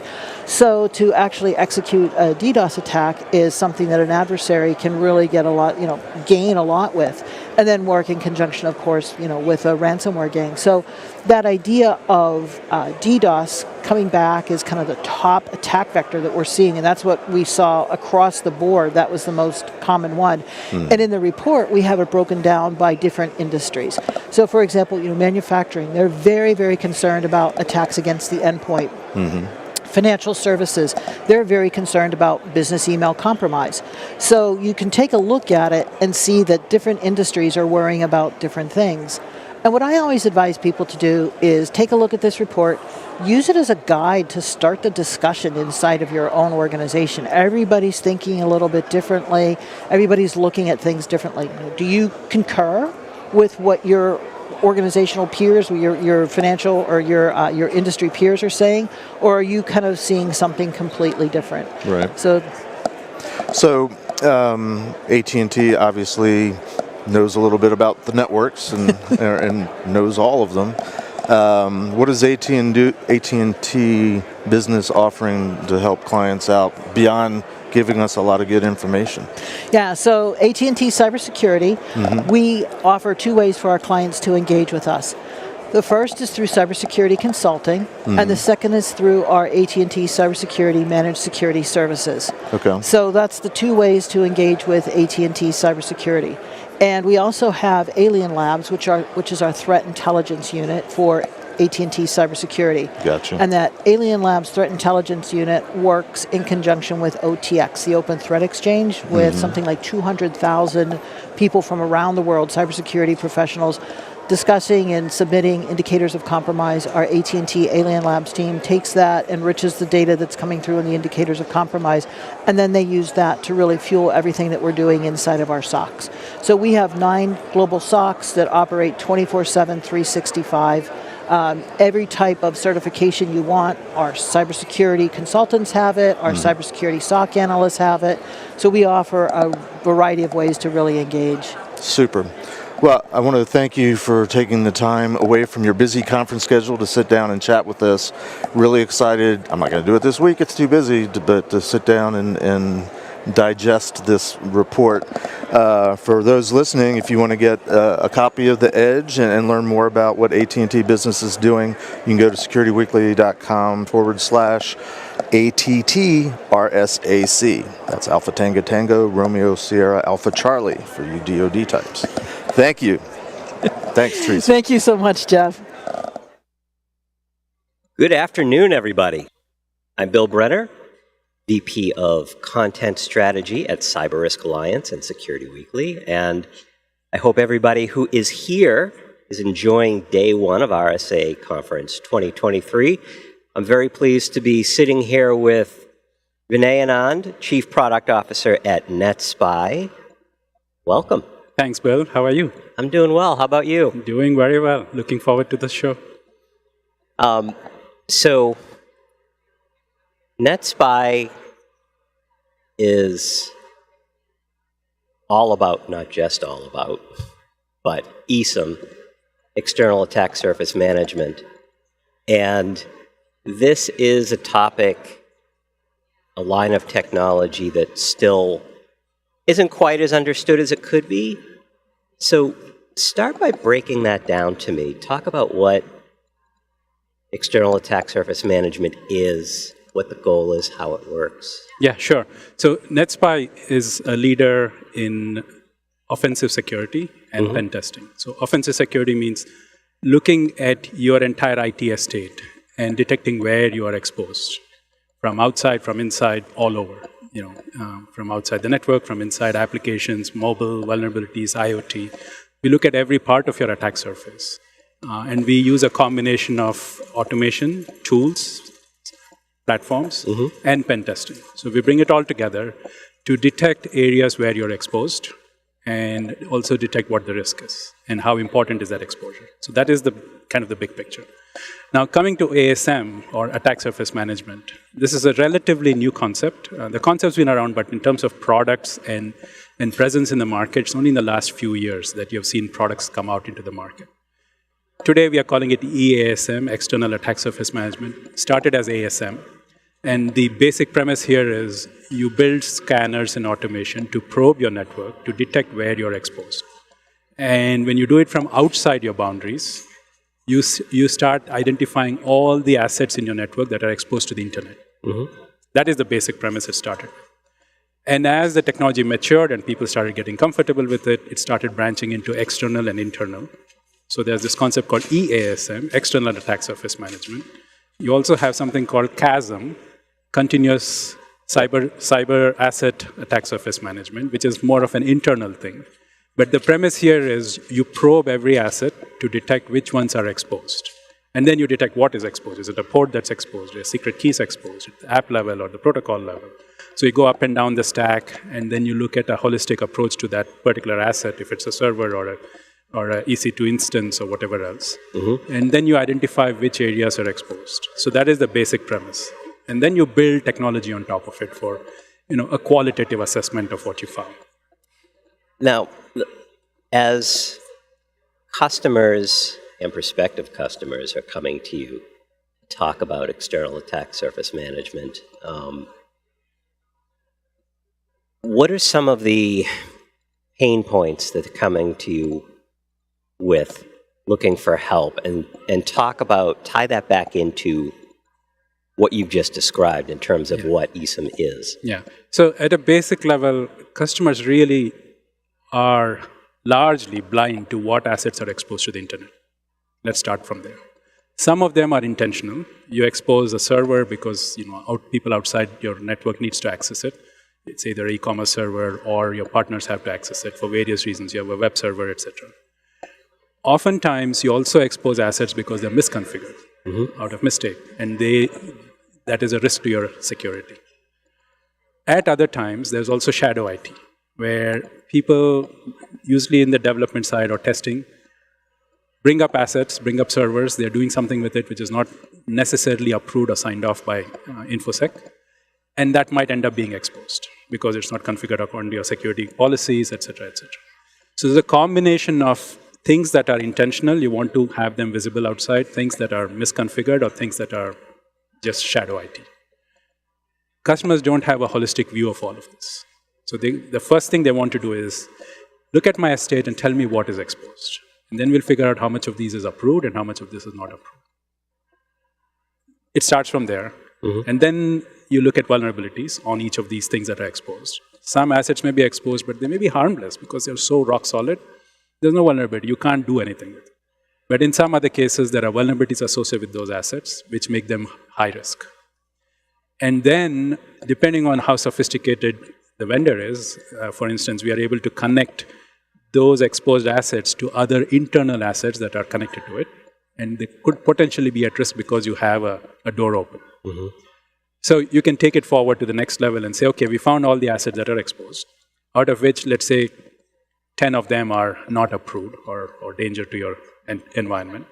Out of those, there are 4 that are connected. There is a path to other more important assets inside your network. And this poses a bigger risk to you. And that is the entire journey that customers want. But most of the tools today, the automation, don't go that far because that context is missing. You can throw up a bunch of scanners and you can throw up a lot of information that says so many assets are exposed. But the qualitative assessment that goes in, which says out of these which are really vulnerable, which are not vulnerable, and of those that have vulnerability associated with it, which of them actually expose real deep internal assets and which don't. For that, you need much deeper analysis. So what we do is we pair automation with manual pen testing. And these are very well-trained expert pen testers, deep in understanding of penetration testing and threats. They understand the company concept, the business context around this for each company. They're able to separate the signal from the noise. So we can generate a lot of noise, of course, like any automation. And then we separate signal from noise and we pare it down and say, out of everything we found, there are only 4 things you should really care about.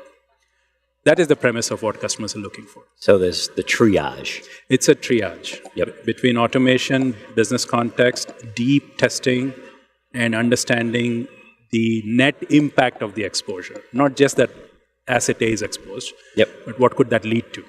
Now, as is the case with any newer technology, where we've seen it over and over again, where a company is trying to correct their blind spots and they go in to buy a product like this, but they're not always asking all the right questions first to get a sense of how it needs to work in their environment and how you would help them once deployed. Talk about some of the key questions. If somebody comes to NetSPI to talk about your what you offer, what are some of the key questions you think they need to be asking so that you can better help them get to where they need to be? So I think most customers know what they want. They may not know how to ask for it. The basic premise everyone starts with is, I want to understand where I'm exposed and what my risk is. That's how it starts, and that is true. But then as you engage with the vendors, you realize if you don't ask the right questions, you get a lot of noise. You get a lot of data. Data is not information. You get a lot of data that's not triaged, as you said, or not correlated. You don't overlay business context with it. You don't overlay vulnerabilities and other things. So the questions customers should really ask is not just what am I exposed to, but what is the net effect? What is the impact of that exposure? Tell me what assets are exposed, but also tell me what is the impact of that exposure. Where am I at risk and how high is that risk for each asset? Quantifying that risk and the exposure is very important. And I think that's a journey the industry is going through now. Yeah, thank you for that. So every year at RSA, the question comes up, what's the big talking point? Where is the hype? For better or worse, this year, it's artificial intelligence. So the risks of generative AI, but also the benefits of artificial intelligence and how different security products use them. Talk about it in the context of ESM and what NetSPI does. Yeah. So this is an interesting topic, and I'm sure over the next 2 days we are going to hear a ton about AI and LLMs. So let's first be clear on what generative AI or LLMs do for us. Essentially, they're able to parse a huge amount of data, find the connections between them, and allow us to, in natural language, ask questions and get qualitative answers. Before this, what would happen is we'd build very sophisticated ML and rules where we say if A connects to B, B connects to C, and if this is the overlay, and if this is the context, et cetera, then we throw an output. Now with LLMs, the system will absorb a lot of this data, create its own correlations, and give out very intelligent assessment on what it is. That is the core intent of using LLMs or generative AI in this context. So what you need for this, you first need a large amount of data, and you need data that requires a lot of correlation and context. And if you deliver all of that to a solidly trained LLM model, you can ask these questions. So in the context of EASM, if you do the right things with, let's say, LLMs, you could ask the question, tell me all the assets that are exposed to the internet. And it would tell you that. In a pre-LLM world, we would generate a report. We would do the same thing. We would write queries to the database. And there'll be very sophisticated queries. But you can take it further and say, of all these assets, tell me which ones are high risk. And the system will automatically tell you that. Then you can ask, of all the high risk assets, which ones are connected to my databases or data stores? Or which ones are connected to my PII information? Or how much risk is there to my core servers or crown jewels because of this exposure? The system is supposed to churn all that data and tell you in a qualitative fashion what is happening. Now, without LLMs, you do the same thing, but it's a lot of modeling and correlation. So the industry has been on this journey for a long time. It's not like suddenly this came out of nowhere. The concept of generative AI is probably new to the world, but the outcomes, the use cases, the problems we're trying to solve, we've all been working on it for a long time. Yeah. This just makes it easier to deliver more natural language-like answers rather than go into reports and dashboards and charts and graphs. Now, are you on the exhibit floor? Of course we are. Do you know the booth number off the top of your head? No, but I know where it is. North, south, central? We are in the north side. All right. So the North Expo Hall, check them out. Yeah, please come and visit us. A lot of interesting innovation around offensive security, attack simulation, external attack management, ASM, a lot of pen testing around every aspect of your attack surface and of your IT estate. So deep technology, a lot of interesting stuff there. Do stop by. Well, it's been a pleasure. Have a great week. Thanks, Bill. Take care.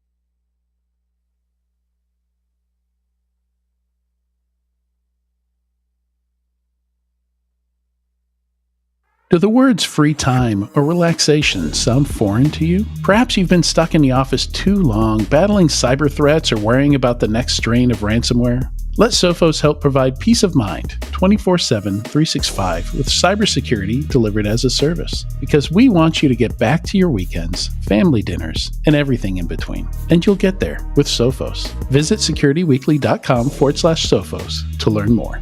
The cybersecurity landscape is full of single solution providers, making it easy for unexpected cyber threats to sneak through the cracks. That's why Fortra is creating a stronger, simpler strategy for protection. one that increases your security maturity while decreasing the operational burden that comes with it. This is all possible thanks to Fortra's best-in-class portfolio and deep bench of expert problem solvers. Fortra's integrated, scalable solutions help customers face their toughest challenges with confidence.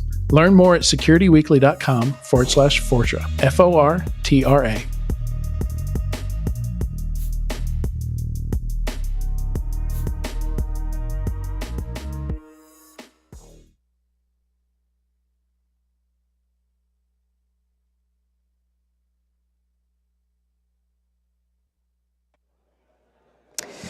Well, good afternoon, everyone. I'm Bill Brenner, VP of Content Strategy at Cyber Risk Alliance and Security Weekly. And here we are. We're on the final stretch of RSA 2023. And for me, I can't think of a better way to end it than talking about what's going on at Cisco Talos. And to do that, I'm joined with Nick Biasini, Head of Outreach for Cisco Talos. Welcome, welcome. Thank you for having me. Glad to be here. So let's dive right in. So talk to me about some of the key trends you're seeing within Talos as you explore that threat landscape on behalf of customers. And yeah, absolutely. So one of the things we're seeing right now is, with remote work and hybrid work here to stay, the attack surface is really expanding at an incredible rate. Now you have, users using a bunch of disparate systems. They all have a bunch of disparate technology stacks, and they're connecting from a bunch of disparate locations all around the globe. You're dealing with a very, very challenging environment. And to make things worse, what we're seeing from an adversary perspective is kind of a collapsing. Right? You see all of these groups are all using the same offensive security tools, the same open source, the same cracked versions. You have everybody's using Cobalt Strike, Brute Ratel. They're all using whatever in vogue offensive security framework is out there. And it makes it very difficult from a defender's perspective, because if you get an alert that's, say, a Cobalt Strike beacon, right, gets blocked, but is that a script kiddie dropping a crypto miner? Is it an extortion or a ransomware group looking for a foothold into your enterprise? Is it a nation state looking to launch an espionage campaign, right? It's very difficult to tell who's actually behind the keyboard and what they're trying to do. And to make things worse, they're living off the land increasingly, so they're not doing the things that used to be easy, like downloading malware. Now it's like the goal is get onto a system, fish credentials, log in, and start acting like a normal user. Use the tools that are there. Make use of the things that are already available on the systems, and it's tough out there. Blending in. And it comes at it goes without saying we live in interesting times. Why do we, this hybrid approach, we would have gotten here without the pandemic, but the pandemic definitely was gasoline on the fire. Yeah, and it presents a lot of unique challenges, right? How do you keep track of users that are logging in from 50 different locations and using their kids are picking up their laptops and doing who knows what's, but there's just lots of challenges associated Shadow with IT. It. Yep. Yeah, so, and we also have, Ukraine, China being China, with attacks coming from there. So let's talk for a little bit about where Talos sees most of this attack activity coming from. So the folks who, are phishing and pretending to be normal users, is it all, there's that portion that they're just doing it to make money, but there's a lot of geopolitical stuff going on to motivate people. So what are you seeing on that, to that regard? So from a geopolitical stance, we see the same actors doing the same attacks that they normally would. The thing that really stands out, again, is it's not necessarily about active exploitation or malware deployment. It's about getting credentials. And we talked about remote work. A big part of that is everyone has VPN access. So now, if you're able to compromise a user, you can log into a VPN and do way more damage in a much more covert way than trying to do it by knocking over a system and exploiting it actively. Mm-hmm. And in the meantime, we have companies that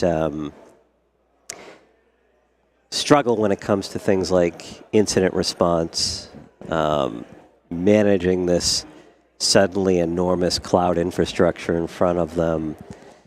And I know that Cisco did some research, and one of the numbers that leapt out at me was only 15% expressing this readiness, ransomware readiness. So talk a bit about that.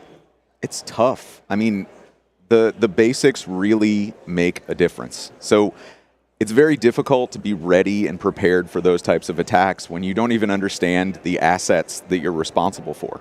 I mean, how can you adequately protect a network when you don't even know all of the devices that you're supposed to protect? There's just a lot of challenges, not to mention there's a massive skills shortage. It is incredibly difficult to find people to be able to manage and run these systems, and you're left with a decision of very difficultly trying to find and maintain talent or using managed service providers and trying to find the balance of a way to be ready when these actors inevitably come knocking on your door. I mean, that's the other thing is increasingly, because we are seeing coalescing of tools, it's not about the tools anymore. It's about the actors behind the tools. I mean, we're operating largely in a mercenary landscape right now, and the sooner people realize that, the better. Yeah. Now, every RSA, there's a hype focal point. So the year of zero trust, the year of ransomware, which I think was several RSAs in a row. And here we still are. This year, AI. Not because it's new, but because things like ChatGPT have further democratized the use of it. And Absolutely. So this is a two-pronged question. So there's the darkness and the light. On the darkness end of things, talk about how you see adversaries using AI right now to do all the things that you have just spoken about in terms of getting credentials. And So it's interesting. So I kind of like to decouple the two things. So there's AI, which is a very broad term, and then there's the language models like the ChatGPT things. ChatGPT, generative AI. Yeah, generative AI. So ChatGPT and generative AI, to me, doesn't fundamentally change the landscape in any way. It does create the ability for adversaries to do things like write really convincing lures and develop very effective spear phishing, but you just have a lure, you just have a spearfish, you still have to build the infrastructure, you still have to get it in front of the user, you still have to weaponize the access. ChatGPT doesn't help you with any of that. There is no net benefit to it. Again, we have sophisticated lures today.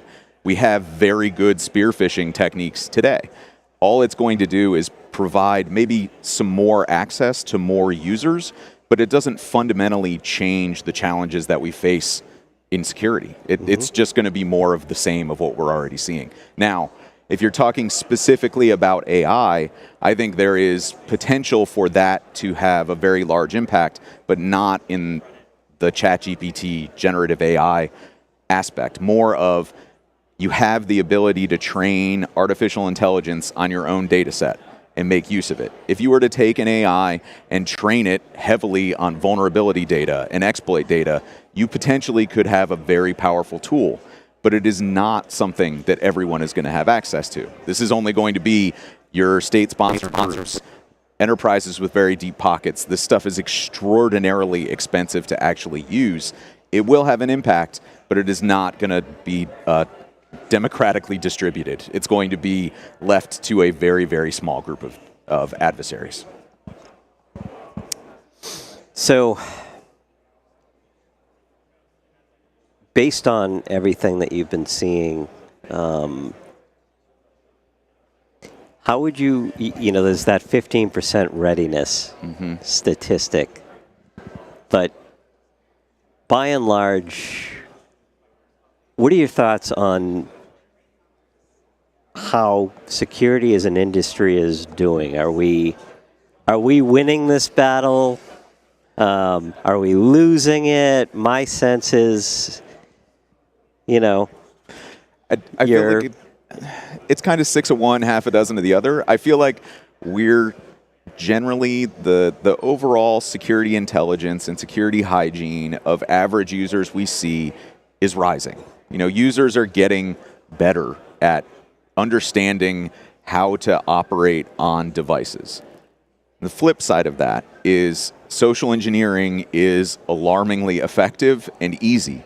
And I'm just seeing so much of it that it causes me some concern. So yes, I think we are getting better at preventing things like active exploitation and the ability to compromise systems from the outside. We're getting better at it. But we're falling down when it comes to educating our users to not facilitate the compromise that's necessary. So now the bad guys increasingly, they're going to call you on the phone. They're going to tug at your heartstrings. They're going to threaten you. They're going to figure out a way to get you to do what they need. And unfortunately, there's not a lot of positive on the horizon there. Any advice in the face of that? Make sure that you really concentrate on social engineering in your user education. We did a really, really good job of saying, don't click links, don't open attachments, but we didn't say don't respond to text messages and don't pick up the phone. And that's kind of where we are now, is they're going to go after your text. That's where phishing has moved. It's gone to the browser. It's gone to text. It's going to the areas where we didn't spend 2 decades telling users, don't do that. Yep. All right. That is a perfect place to end it. Pleasure having you here. Yeah, it's great being here. And to everyone tuning in, for those who are traveling, be safe, be well, and thank you for joining us. And we're back. Hello again, everybody. I'm Bill Brenner, VP of Content Strategy at Cyber Risk Alliance and Security Weekly. I'm delighted to be sitting here with Geoff Bibby, Senior Vice President, Cybersecurity Marketing and Strategy at OpenText Cybersecurity. Welcome. Thank you, Bill. So, OpenText has been around a while. Yeah. But a lot of people may not be familiar with what the priorities, what the thrust of the organization has been in the last year or two. Sure. And here we are, we're at RSA. Everybody has a lot of things to announce. Mm-hmm. Tell your story. Sure. Yeah, thank you. I'd love to. I'm very proud to tell the story. So, as you just said, OpenText it's a well-respected enterprise brand, and what people may not know, though, is just how it's assembled an incredible presence for the cybersecurity market. And so, most recently, we actually just completed the largest acquisition in the company history of Micro Focus, which included 4 very, very powerful and well-known enterprise brands. And so Fortify, NetIQ, ArcSight, and just to name a few, and of course Voltage. And so that gives us the power to be able to address any security needs for large enterprises. Then it also, back in 2019, it acquired Carbonite and WebRoot. And so really, really strong story for the mid-market, for MSPs. I came into the picture by way of the legacy Zix Upriver team, and we were acquired by OpenText. And so we brought in a whole different element, also more for the SMB market. But what's really unique is that we also have, at WebRoot and Carbonite, have incredible consumer footprints. And so the whole continuum can be serviced from an individual user who wants endpoint protection and backup, all the way up to the most sophisticated case where somebody wants whatever, if it's data security, data privacy for Voltage, or if you want to do something like AppSec with Fortify. So It's an incredible story. We're proud to be out here. This is the first time that we're actually in a big security event telling the story. What would you describe as the most important focus for the company right now? So the company really appreciates the power of the cybersecurity market and the need to deliver. OpenText has built the brand on being an information management company. And so smarter information management is the focus of the organization. We also believe that there's a real need for smarter security. And our definition of smarter security is simplified security. And so simplified to us is being able to actually get the whole breadth of security offerings I just mentioned to you, getting those under one umbrella. That's what we view as simplified. And so in an SMB or MSP case, for example, we've taken the web-root solutions and the Carbonite solutions and made them available via one single pane of glass for our partners to be able to consume. So that's the kind of journey we're on, to simplify and deliver things across the whole continuum of what we have in a way that's easier for our customers and partners to consume. Now, every year at RSA, there's the hype topic. Mm-hmm.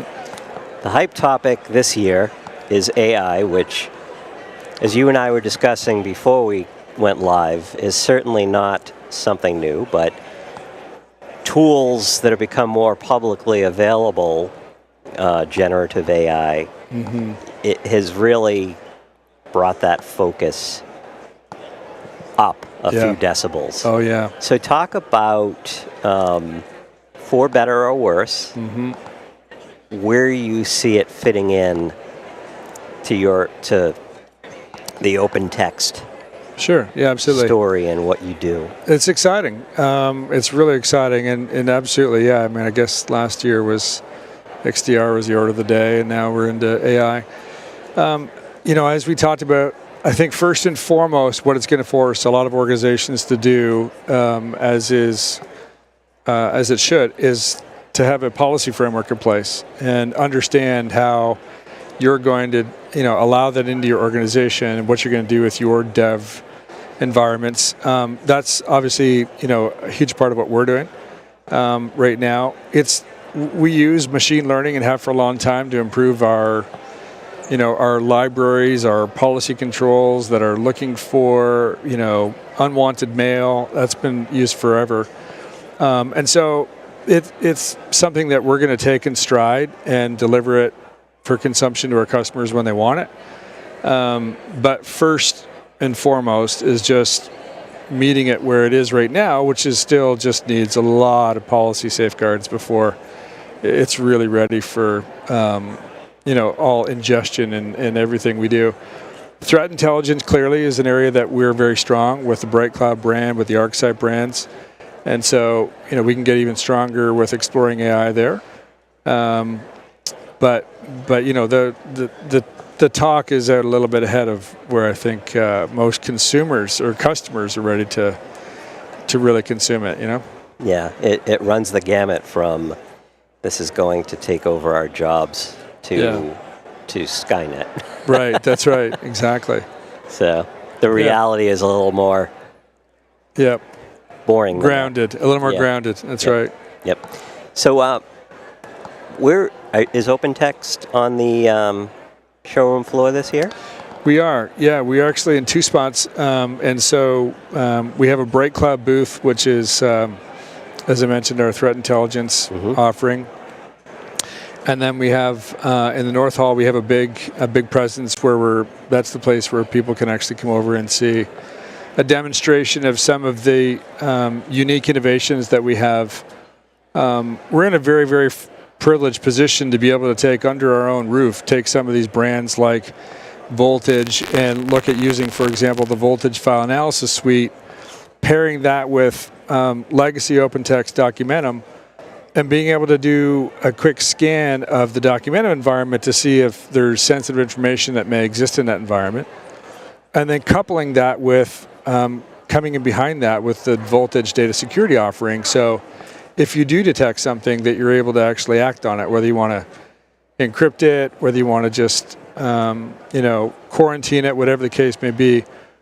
We have a lot of those kind of capabilities that we'll be talking about at the booth. So,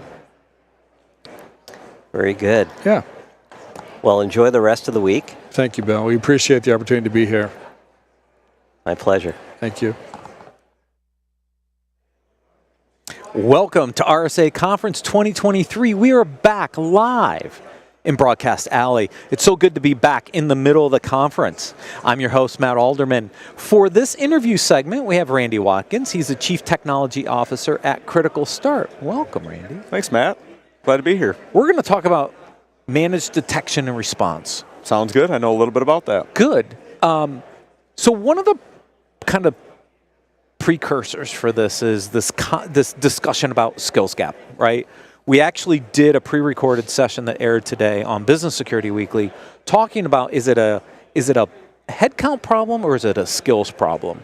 I'd love your take because I want to see if you align to kind of where we concluded. Like, what is the challenge when it comes to security resources? I'm going to go with a firm yes. It's kind of both. Right, it's a headcount problem and it's also a skills problem. You can put as many headcount as you want there, but if they don't know what they're doing, then you're kind of in the same boat. So what we're seeing is a combination of the two, and the headcount shortage that we're seeing is more the seasoned professionals that really understand how to investigate and respond to some of the alerts. But there's also the headcount problem of doing that really basic, rudimentary Tier 1 and 2 triage. And a lot of that was taken over by automation. But as attackers start to change their TTPs, the automation doesn't necessarily keep up. You need new playbooks, and that kind of exacerbates that expertise gap. So you have an expertise shortage on the higher end where it's truly into the incident response, forensics, and then managing some of those automation platforms. And then you have the quantifiable headcount shortage on the lower end where it's doing that Tier 1 remediation and investigation of those basic alerts. We just figured we'd let Meta lay off another few thousand people. We'll fix the headcount problem. We really boiled it down to a skills gap problem, which is, do we have the right skills to address this? And if you're an organization that doesn't have the headcount or the skills, then where do you go to get help, right? And I think that's where the whole MDR discussion starts to come in, right? This space has been evolving over the last couple of years. It's interesting to me because what I want to understand is when you talk about managed detection and response, a lot of people think about endpoint detection and response that's managed, right? Mm-hmm. Which is a very interesting take on it, which is different than the managed security service providers. But is it just managed EDR or is it more than that? Now it's more than that. When MDR started, and I'd like to think that Critical Start was a pioneer in the MDR space because we've been doing it for about 7.5, going on 8 years, back when it was still MSSP and we were trying to talk about why it was different than MSSP. It was primarily EDR because EDR came on the scene and they gave us unrivaled visibility that we had never had before, and they gave us all this powerful detection capability that we started to leverage and generate so many alerts. But then what do you do with the alerts? Right. So MDR, we initially started off looking at products that were very heavy in the EDR space and gave us basic remediation capabilities or containment capabilities to isolate hosts and things like that. Then identity started to step up as more of the forefront that attackers were going after, and they were primarily leveraging that through email. So you start to bring in some of these other signals and start to really dive into root cause analysis of these attacks, and you realize that just covering endpoint isn't enough. Well, then we started to see a shift from messaging from folks like Microsoft into MXDR because XDR became a big thing. Right. So now we're in MXDR. It's really what analyst firm do you want to listen to in terms of what acronym you should align with. But really the MXDR is technically what we're delivering. We still deliver it under the umbrella of MDR, but MXDR is really just bringing in additional signals outside of endpoint, looking at identity, looking at email, looking at third-party signals coming in from a SIM to get more of a holistic view of an attacker's approach. So you bring up another interesting term, XDR, right? We went from EDR to XDR. We went from managed MDR to managed MXDR, whatever it is. But where is the difference still between the old traditional MSSPs and this new kind of managed set of services? Because, you know, if I go look at the old managed security service providers, they're doing pieces of endpoint, they're doing pieces of XDR. Like, what really differentiates the MDR vendors from the MSSPs? Is there something missing, or is there something different, or the approach that really differentiates the old, I'll call them stodgy because I'm old, MSSPs versus like the new young kind of up and coming MDR vendors? So I call them legacy. A little bit of a respectful tribute, but it's kind of a theological discussion that I'll pair back to when MSSPs were born. Security was born as a means to accomplish compliance. And in my mind, MSSPs were that checkbox. They were doing kind of minimum value add. They weren't really pursuing attackers. They were more escalating alerts. They were providing 24/7 support, but they weren't really doing anything with the data they were bringing in. So fast forward to today, the cost of a breach is almost outpacing the cost of non-compliance. So you see a mindset shift in CISOs today, and they're saying, you know what, it's not just about being compliant, it's about truly being secure, because I can't recover from the brand and reputation damage of an actual breach. So I need my MSSP to do more. I need them to actually contain 24/7, not just escalate these alerts to a team that's not responding to it. Right. We really just replaced alert fatigue from products with alert fatigue from MSSPs. So MDRs really started off with containment capabilities, really emphasizing that R in MDR. We're detecting, but we're also doing a thing. And that's where we kind of draw the line today. MSSPs are more console management. They're doing things like firewall rules management and patch management. And now MDRs are doing more of the cyber threat prevention. And you do see MSSPs using the MDR. You do see some MSSPs truly delivering MDR. And I think you're going to continue to see that kind of be the line of delineation. Are you managing a device? Are you managing a technology? Or are you preventing and mitigating cyber risk? Right. You just said an interesting word, preventing cyber risk. Now, when I think of detection and response, I think of signals coming in that are showing me something that's going on right now that I have to respond to as soon as possible to prevent a breach. Preventing attacks, it's a slightly different signal set. So do you cross over into some of the preventative capabilities, or do you focus more on the detection and response? Because there's sometimes it's the same signals, but it's presented in a slightly different way. Yeah, kind of yes and yes. And if you're being semantically correct, I mean, anything detection and response is reactive. It's not proactive. Right. Maybe we're preventing a breach. So we're proactive in preventing a breach by stopping the attack. But really the detection and response is reactive. What you're seeing now and what Gartner is demanding and Forrester is demanding is really starting to shift left a little bit and look at things like security posture. So we do, for example, configuration validation of all the products that we monitor. You know, garbage in, garbage out. We don't care if we tie into your EDR if it's improperly configured and set to the lowest settings. We want everything to be turned on. So there is more of a shift left, but even in the detection and response space, doing things like configurations validation still improves your security posture without requiring you to really shift left in terms of technology or timeline. Yeah.